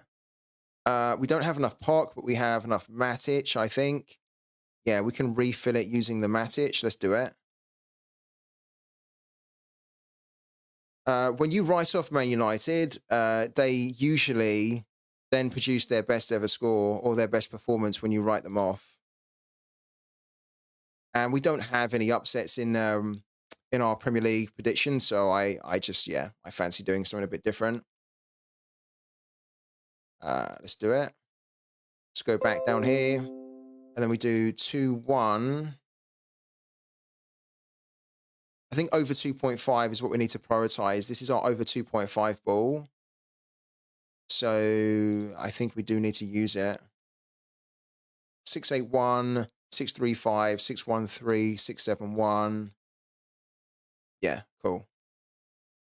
Let's do it. 2-1. Okay, so we have loads of 2-1s. Look, 2-1, 2-1, 2-1, 2-1, 2-1, 2-1. Then we have a 2-0, 4-0, 3-0, and a 3-1. Don't mind it. Don't mind it at all. I've written them off against Bournemouth and they lost 3-0. Yeah. Well, I didn't write them off against Bournemouth, to be fair. I thought that they could do terrible. And they freaking did, didn't they? Yeah. All right. We've got 100 left, so let's go into the Spanish League here. Spanish League. Let's also do the Spanish League. Because we're using our energy, let's do the Spanish League. The same strategy where we're not actually doing any stats or anything. Let's do 3-1 there. Where's Girona? Here we go. Let's do 2-1 to Girona there, I think. Like that. Real Madrid, Alaves. Okay, I don't think Alaves is going to score. Real Madrid should score 2 or 3. Let's do 3 there. And let's put this. Is it this ball that we need? 364, 404. Well, we need to prioritize the over 2.5. Let's do it. Is the idea to be as wrong as possible? Yeah, that's what we're doing. We're trying to break the mold and be very different. Cadiz versus Real Sociedad. Cadiz at home are difficult. Fancy a 1-1 there. Let's just use this ball, I think, for the 1-1. Let's do 1-1. And then Mallorca, Osasuna. This is also a 1-1. Go. Okay, and then Villarreal versus Celta Vigo.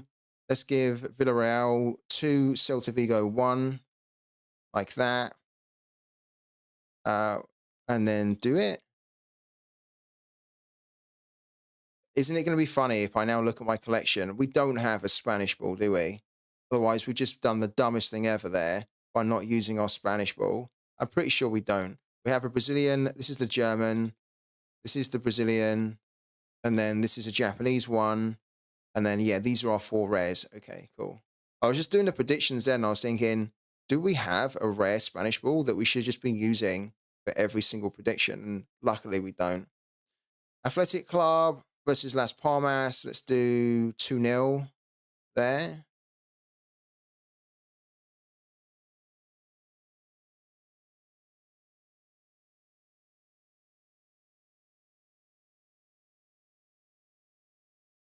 Let's do that. Okay, fine.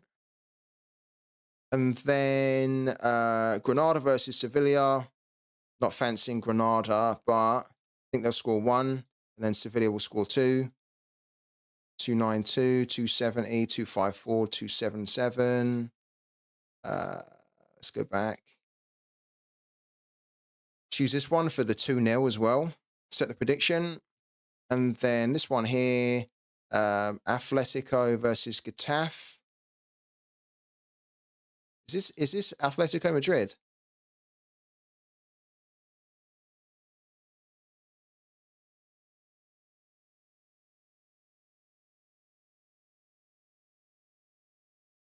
Yeah, it is, isn't it? Okay. Okay, so go back. Because they're doing well at the moment, I'm actually going to put 2-1 in here. Because Getafe, I think, can score. They've been scoring quite a bit, no? Recently. 1-0. Yeah, they're very rarely failing to score, even though Atletico Madrid are really good. At home as well. They've only conceded 8 goals. They haven't lost at all. So they might not score, but we're going to back it. Set the prediction. And then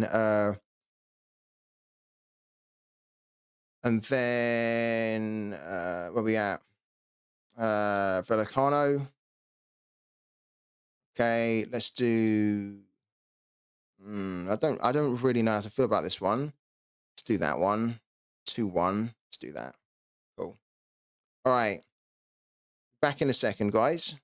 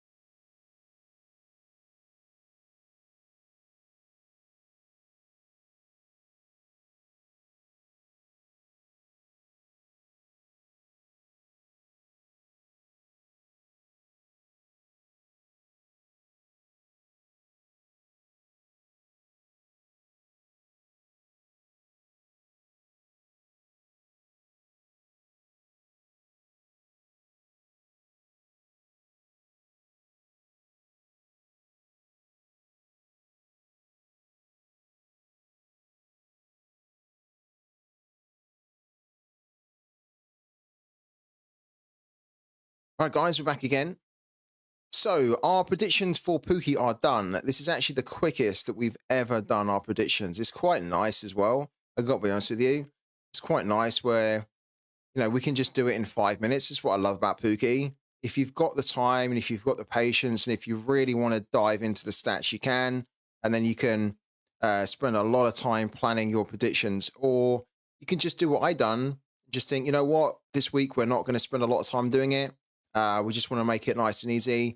Just throw in whatever comes to mind and then see how you're going to do. So when it comes to predictions, anything can happen. So yeah, all good. We've done it. We're waiting for the new game week to start on Pooky, on Sorare. Until then, what's the chat saying? Because we don't have anything to do at the moment. So we can, yeah, it's over to you guys in the chat. Don't have a hell of a lot to do. We could start planning our lineups for the next game week, but we can't do. To be fair, we could kind of start to plan our lineup for the Cap 240 Rare, but I think I know what it's going to be. What's your opinion on the new pitch notes from Sorare yesterday? Don't know what I should think about it. I didn't even see the new pitch notes from yesterday. I didn't even see them. So I can't give an opinion and we need to bring it up now. I didn't see the pitch notes from yesterday. Where were the pitch notes from yesterday?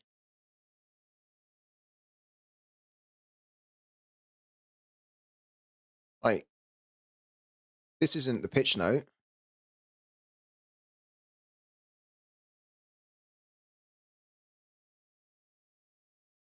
Yeah, okay. So yeah. Yeah, this isn't the pitch note though, but this is just the article updating. I thought you actually meant a pitch note where they were talking about loads of other things, because those are the pitch notes, right? This here I think is great. I think it's cool. I like it. I think it's a good start to gamify the game. And one of the things that I mentioned, and I've even mentioned it to Sorare, is that I want to see them use this as a springboard to then expand out challenges into its own separate game mode. So that then when you come into Sorare, you can play pro, you can play rivals, you can play custom leagues, but then you can also play a challenge mode where you can do scouting challenges, or you can do lineup building challenges or squad building challenges or whatever it is. I'd like to be able to see that as a game mode. That'll make it super fun and really engaging. So I like it. You said that you don't know what I should think about it. Why do you not know what you don't think about it, or what not to think about it? Like, what's the concern with this here for you and for everybody in the chat?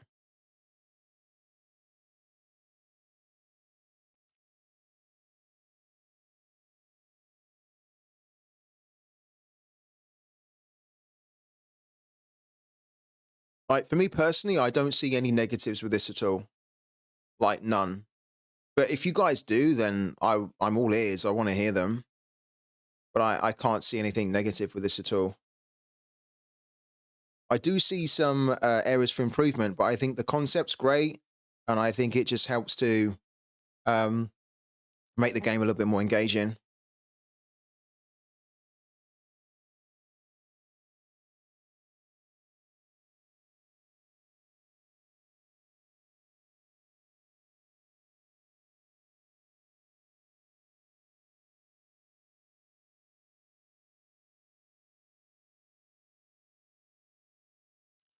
I just don't see any benefit from having a higher level for competing challenges. Not negative, but not convinced yet too.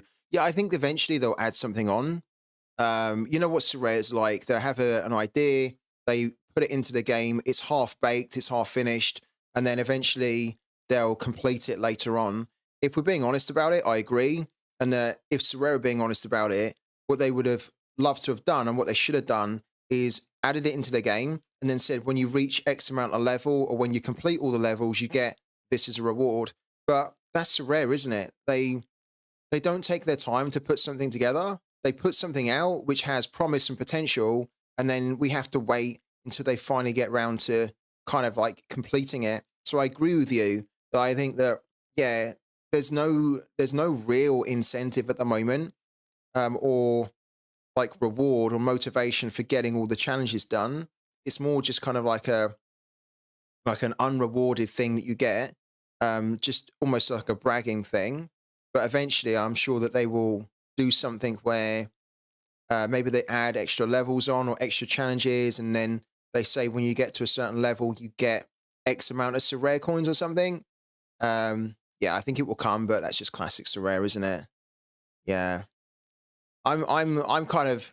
I feel like every time we're talking about an update on Sorare, we're talking about how good it could be and the potential of it, rather than how good it actually is, like from the get go. And it's one of the things that I would love to understand. I'd love, like, for Sorare, and they were supposed to be doing it now, but they've delayed it. I would love for Sorare to be doing these streams now where they are doing live chats with the community, because that would be one of the questions that I would love to ask Sorare on a stream. I literally would say to them, why do you guys not release things fully developed? Like, everything seems to be a placeholder.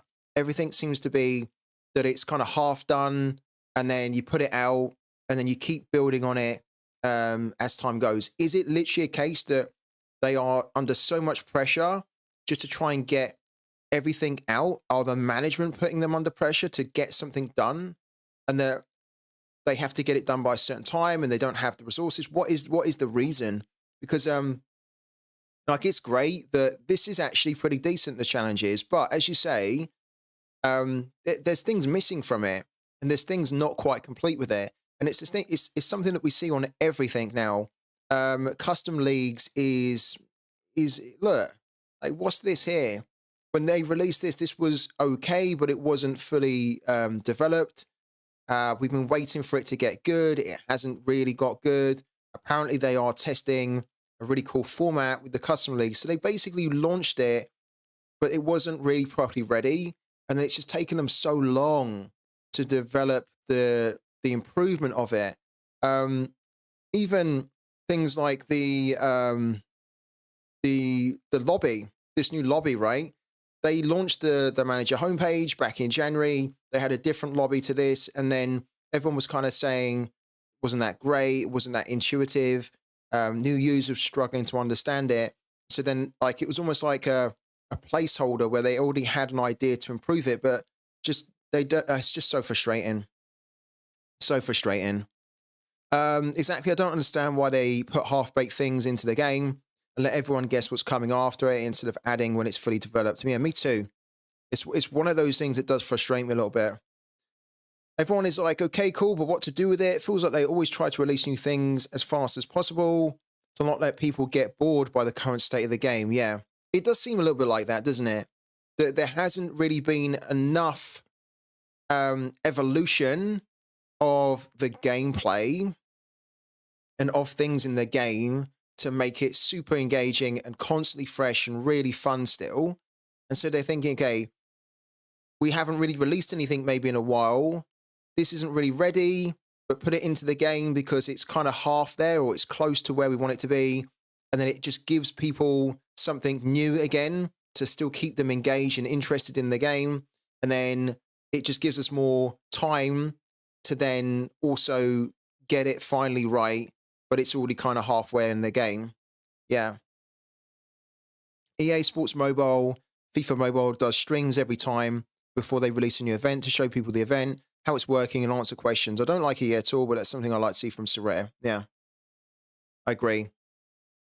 The Sorare are supposed to be doing those streams right now where they could literally explain and give better insight into why they do things that they do and why they don't do things that they do.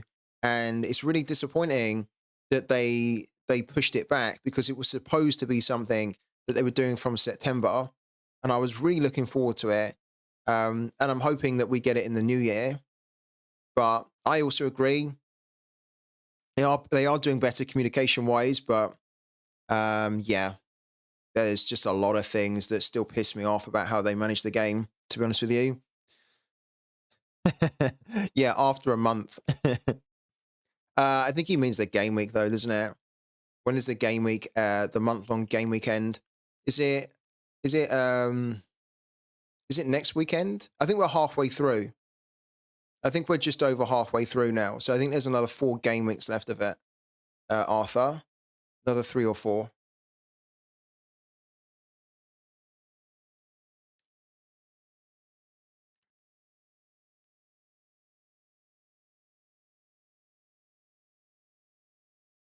I think anyway.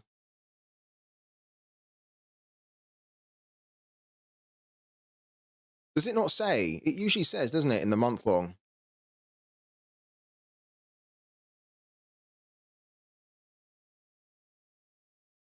Yeah, look. Super Cap 220 limited. It ends on the 22nd of December.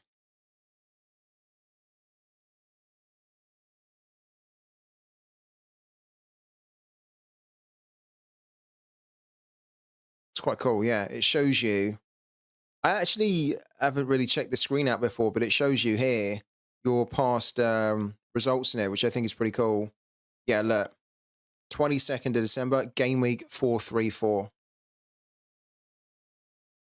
Yeah. If you ever want to check it, Arthur, just go into the actual competition and then just go into the details bit and it will tell you there. Well, yeah, because we've got game week 432, 433, and 434. So 3 more game weeks left. Yeah.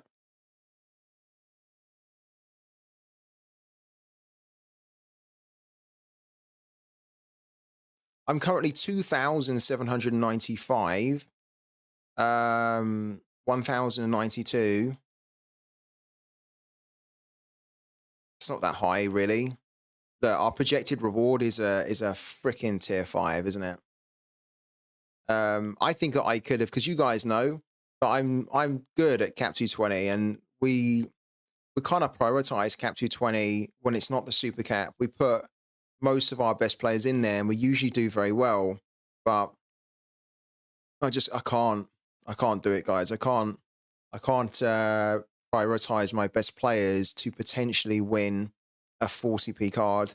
And to be honest with you, I'm kind of happy that we haven't really been putting our best players in here and we're still on course to win a 40p card, because it kind of seems like we are the ones winning there, where we've just been using this as a we don't kind of care kind of league, and we're still going to win something even though we've not been taking it seriously. I'm at 9,000. David C is 102nd. Wow, that's good.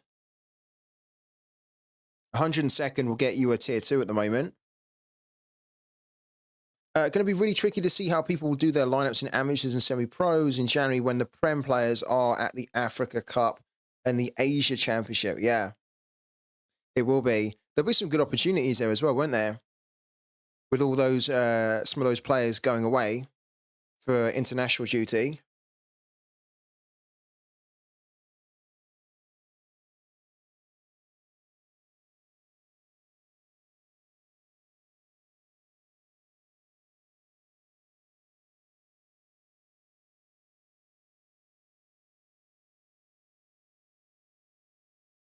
It's so weird that we've been able to do Pooky so quickly.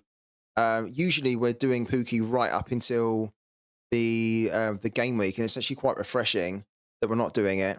I mean, it isn't, right? We want to play it, but yeah, just to be a bit different. It's quite nice just to kind of do it in 5 minutes. Yeah, although Asia Championship are only 5 players, I think. Yeah, it's more the African Cup of Nations, isn't it? I think.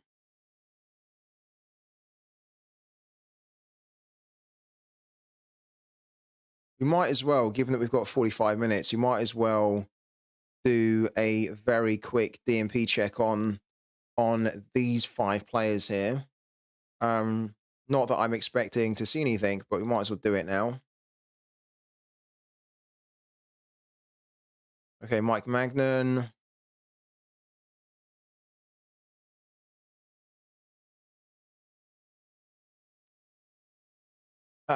Mike Magnan's in goal. He should be in goal. Great. No surprise there. And then we need to check for Laskir, and we should see Filip Stojkovic, which we do, which is good. And then we should see Gregoric and also Mizunuma, hopefully. Oh, there's no projection yet for that. I think Mizunuma should be fine. We're keeping him in anyway. And then, oh, hold on. Europa League for Freiburg. Where are they at? There we go. Gregoric should hopefully play as well. Yeah, 90% is a good percentage for me. And then Preciado, I don't think we can see a projection for Preciado, but he plays all the time. So I'm not worried about that really.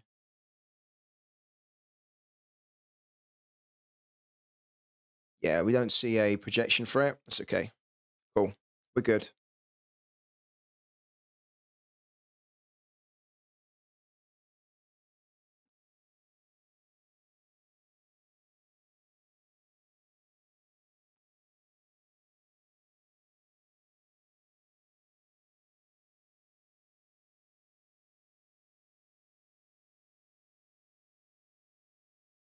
I did ask yesterday, but I'm going to ask again.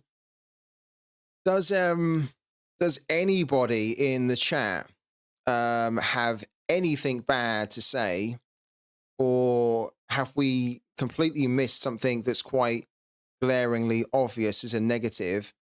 The challenges which have come into the game, because the one thing that we did spot, and that I know Sorare are working on, because we also talked about it in the feedback group Discord that I'm in with Sorare, is the commons, right?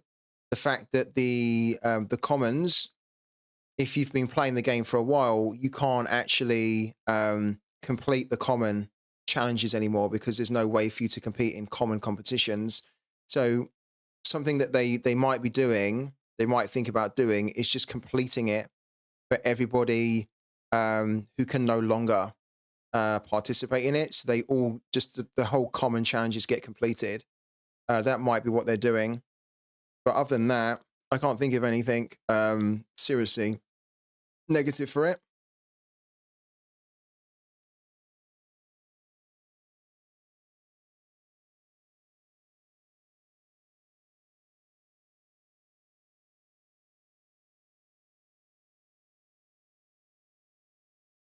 What's your prediction for Bayern versus United tonight? You think United has a chance to advance to knockouts because they can't qualify on their own, if I'm not wrong? I think Man United are going to get hammered against Bayern. It's not going to be pretty viewing. I don't even want to watch it, to be honest with you. But I think it will just depress me if I watch it. So yeah, I think that Bayern are going to beat them hard. Probably Harry Kane's going to score. Given that Man United were trying to go for Harry Kane, that Harry Kane's now going to score against Man United and probably knock the final nail in the coffin on our hopes to progress. We don't deserve to progress as well. If you think about it, if we progressed, right, to the knockout round, it would be such a great escape for Man United because they haven't deserved to get through to the knockout round. So if we get through, it would feel so like we've almost like we've cheated to get there, because we don't deserve to be there, and I won't know how we got there. So yeah, I think Bayern should go. Well, Bayern should beat us, and then we know that Bayern are already through. I think Bayern would also love they would love to know that they knocked out Man United. They stopped Man United from getting through to the knockout rounds, right? Does anyone know a Twitter page or Yokohama Marinos team news? I'm doing my lineup predictions, but couldn't find any. No, I don't. Sorry, man. Idiots on Twitter who want limited to get scrapped. Who's that? I'll be supporting my team because if it was not for Anana, we would be in a better position. You're putting all the blame at Anana's feet, are we? Is it 2.9 or 2.8 million? Someone said yesterday that it was 1.8. How much actually is it? How much do teams get for Champions League group stage? Because we've had two different figures there. I'm actually kind of interested now.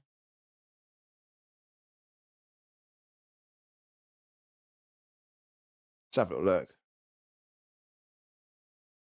Yeah, you're right. Based on this here, based on this, the Sporting News, which you'd have to say is quite a reputable publication, established in 1886, right? They're saying 2.8 million, which is exactly what you said, Twitch Gaming. So group stage wins 2.8 million euros. It's just a lot. It's a lot. We conceded about 6 goals from Anana. Yeah, it's roughly, isn't it? It's roughly 1 million per point. Not exactly, but you're right. It's roughly 1 million per point. So if you win, you get 2.8 million. And then, yeah, kind of if you draw, you get just under 1 million. So it's a lot of money. It's really a lot of money.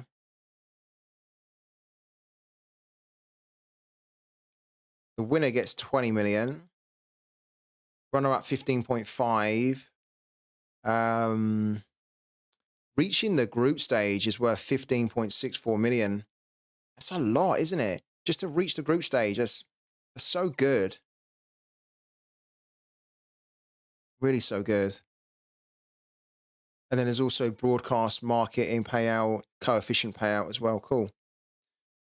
I hate Chelsea, but I hope Sanchez is out for a while so Petrovic gets his chance. I kind of agree with you on that. I mean, I don't, you never really want to wish that somebody who's injured doesn't really get back soon, right? But at the same time, the blessing in disguise is that maybe Petrovic can get a look in now because we know he's a good goalkeeper. He's just has to wait for his opportunity, doesn't he? It'll be quite interesting to see how he does as well in the Premier League, Petrovic. We played better in the UCL than the EPL, but there has been mistakes in every game but one. Yeah, I agree. Like every game has just been. I mean, we can bring it up now because actually, the amount of goals that have been scored in Manchester United's Champions League games. Look, they played 5 games and there's been 26 goals that have been scored in 5 games. 26 goals, and 14 of those they've conceded. Their games have just been far too crazy, really, far too crazy. And when you look at the results they've had, look, this 3-3 here was ridiculous in a game that they really should have won, that they really needed to win. The 4-3 loss against Copenhagen, so bad to just be conceding so many goals against these types of opponents, right? And then even before that, they got a good win against Copenhagen, largely because of Anana saving the penalty. And then, yeah, here again, you're conceding 3 goals against Galatasaray. So they didn't even learn from the first game. They then actually went to Galatasaray and then conceded another 3. Just so bad. And when you look, 4-3, they don't deserve to go through. And to be honest with you, as a Man United fan, I would, in a way, like them to go through. Of course I would, right? I don't think they deserve it. And so I think it would be a really good lesson and a wake-up call for Man United that they don't go through. And that, just that you can't almost be rewarded for this type of results and performances, can you? I hope they don't go through in a way. And that sounds weird to say. Therefore, we will not be smashed by Bayern. I hope not, but I think it's going to happen. I think Harry Kane's going to score. What are the odds for Harry Kane to score? Because I think you probably would get some good odds for Harry Kane to score. And honestly, Harry Kane, I think will score. I think does he not have it? I think he has a good record as well. What we're doing, I'm typing in Harry Kane here. We need to type in Bayern. It's a bit better to do it like that. Man United versus Bayern. And then scorers here. Harry Kane to score any time is 1.8. That's really good. That's really good. And when you consider the form of Harry Kane, you'd have to say the form of Harry Kane and the way that Man United have been playing, plus also he's on penalties as well, and Man United just seem to be giving away penalties for fun. He's had a little bit of a dip here, hasn't he? I think against Man United, he will score against them. I think 1.8 is a really good price for him. Premier League clubs have, this is from Graham, Premier League clubs have voted in favour of limiting amortization of new contracts to maximum of 5 years. Deals can still be longer, but amortization can't. Previously, no cap. Premier League now in line with UEFA rules, will not be backdated. Chelsea tactic now muddied. Yeah, it was a good exploit from Chelsea, and they made full advantage of it, didn't they? Whilst they could, but it was always going to be corrected. I don't mind that they've changed that. Thank you for letting us know about that, Graham.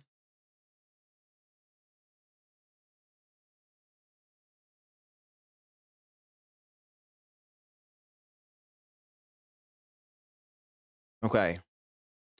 Let's try and get a head start on our Luton Town team against Man City, which, to be honest with you, sorry, not against Man City, against Bournemouth. To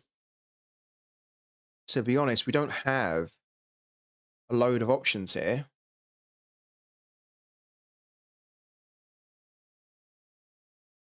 Probably need to do Amari Bell because Oso didn't play. This Luton Town team is giving me, the collections give me all sorts of headaches because you just never know who's going to play and who's not. Let's put Doughty in there. Like Ogben didn't play. Adebayo's playing and he's in good form. We need to play Adebayo, I think, don't we? He's got 61 and 60. And then we need to play probably Nakamba here. Like that. And then put Doughty as the captain. Like that.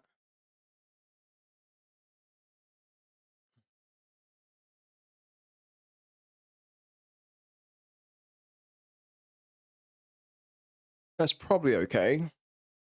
It's not amazing, though.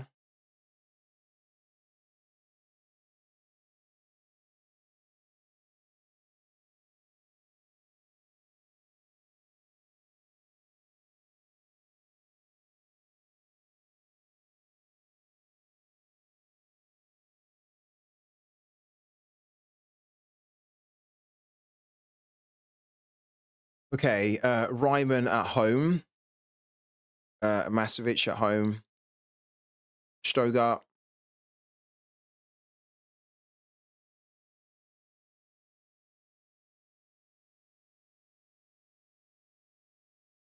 And then Gimba, Kosanu, Jonathan Burkhart.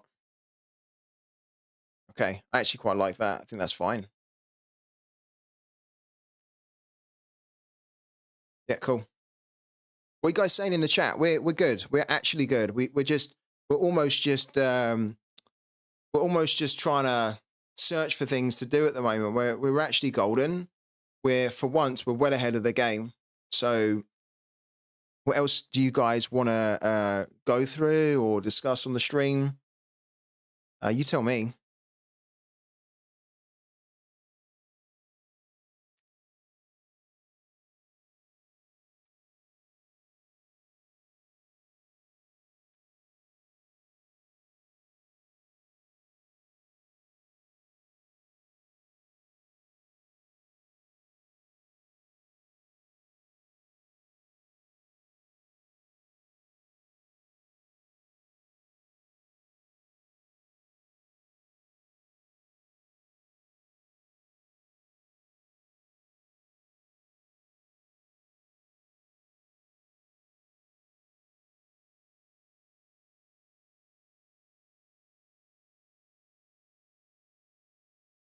Leo gave now licensed.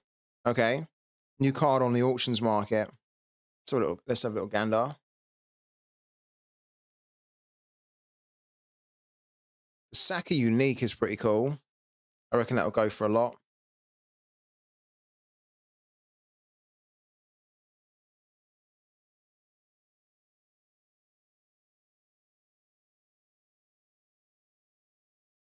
Fine, Leo. I have to really work to get the money. Yeah, I know. I hear that. I hear you, man.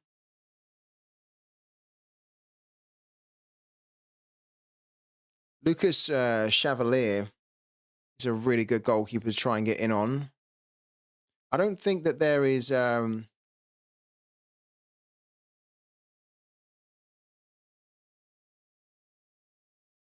Lucas Chav. Yeah, Lucas Chevalier would be a good player to pick up. Chevalier, should I say? I keep saying Chevalier. Chev, isn't it? There we go. Very expensive, but you're pretty much getting what you're paying for here.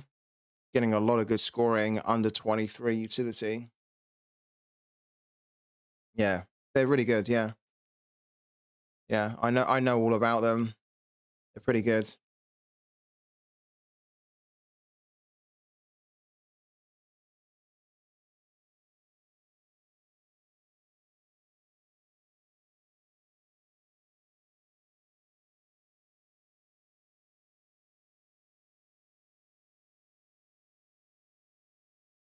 I don't think we've got anything else to do. To be fair, might end the stream actually.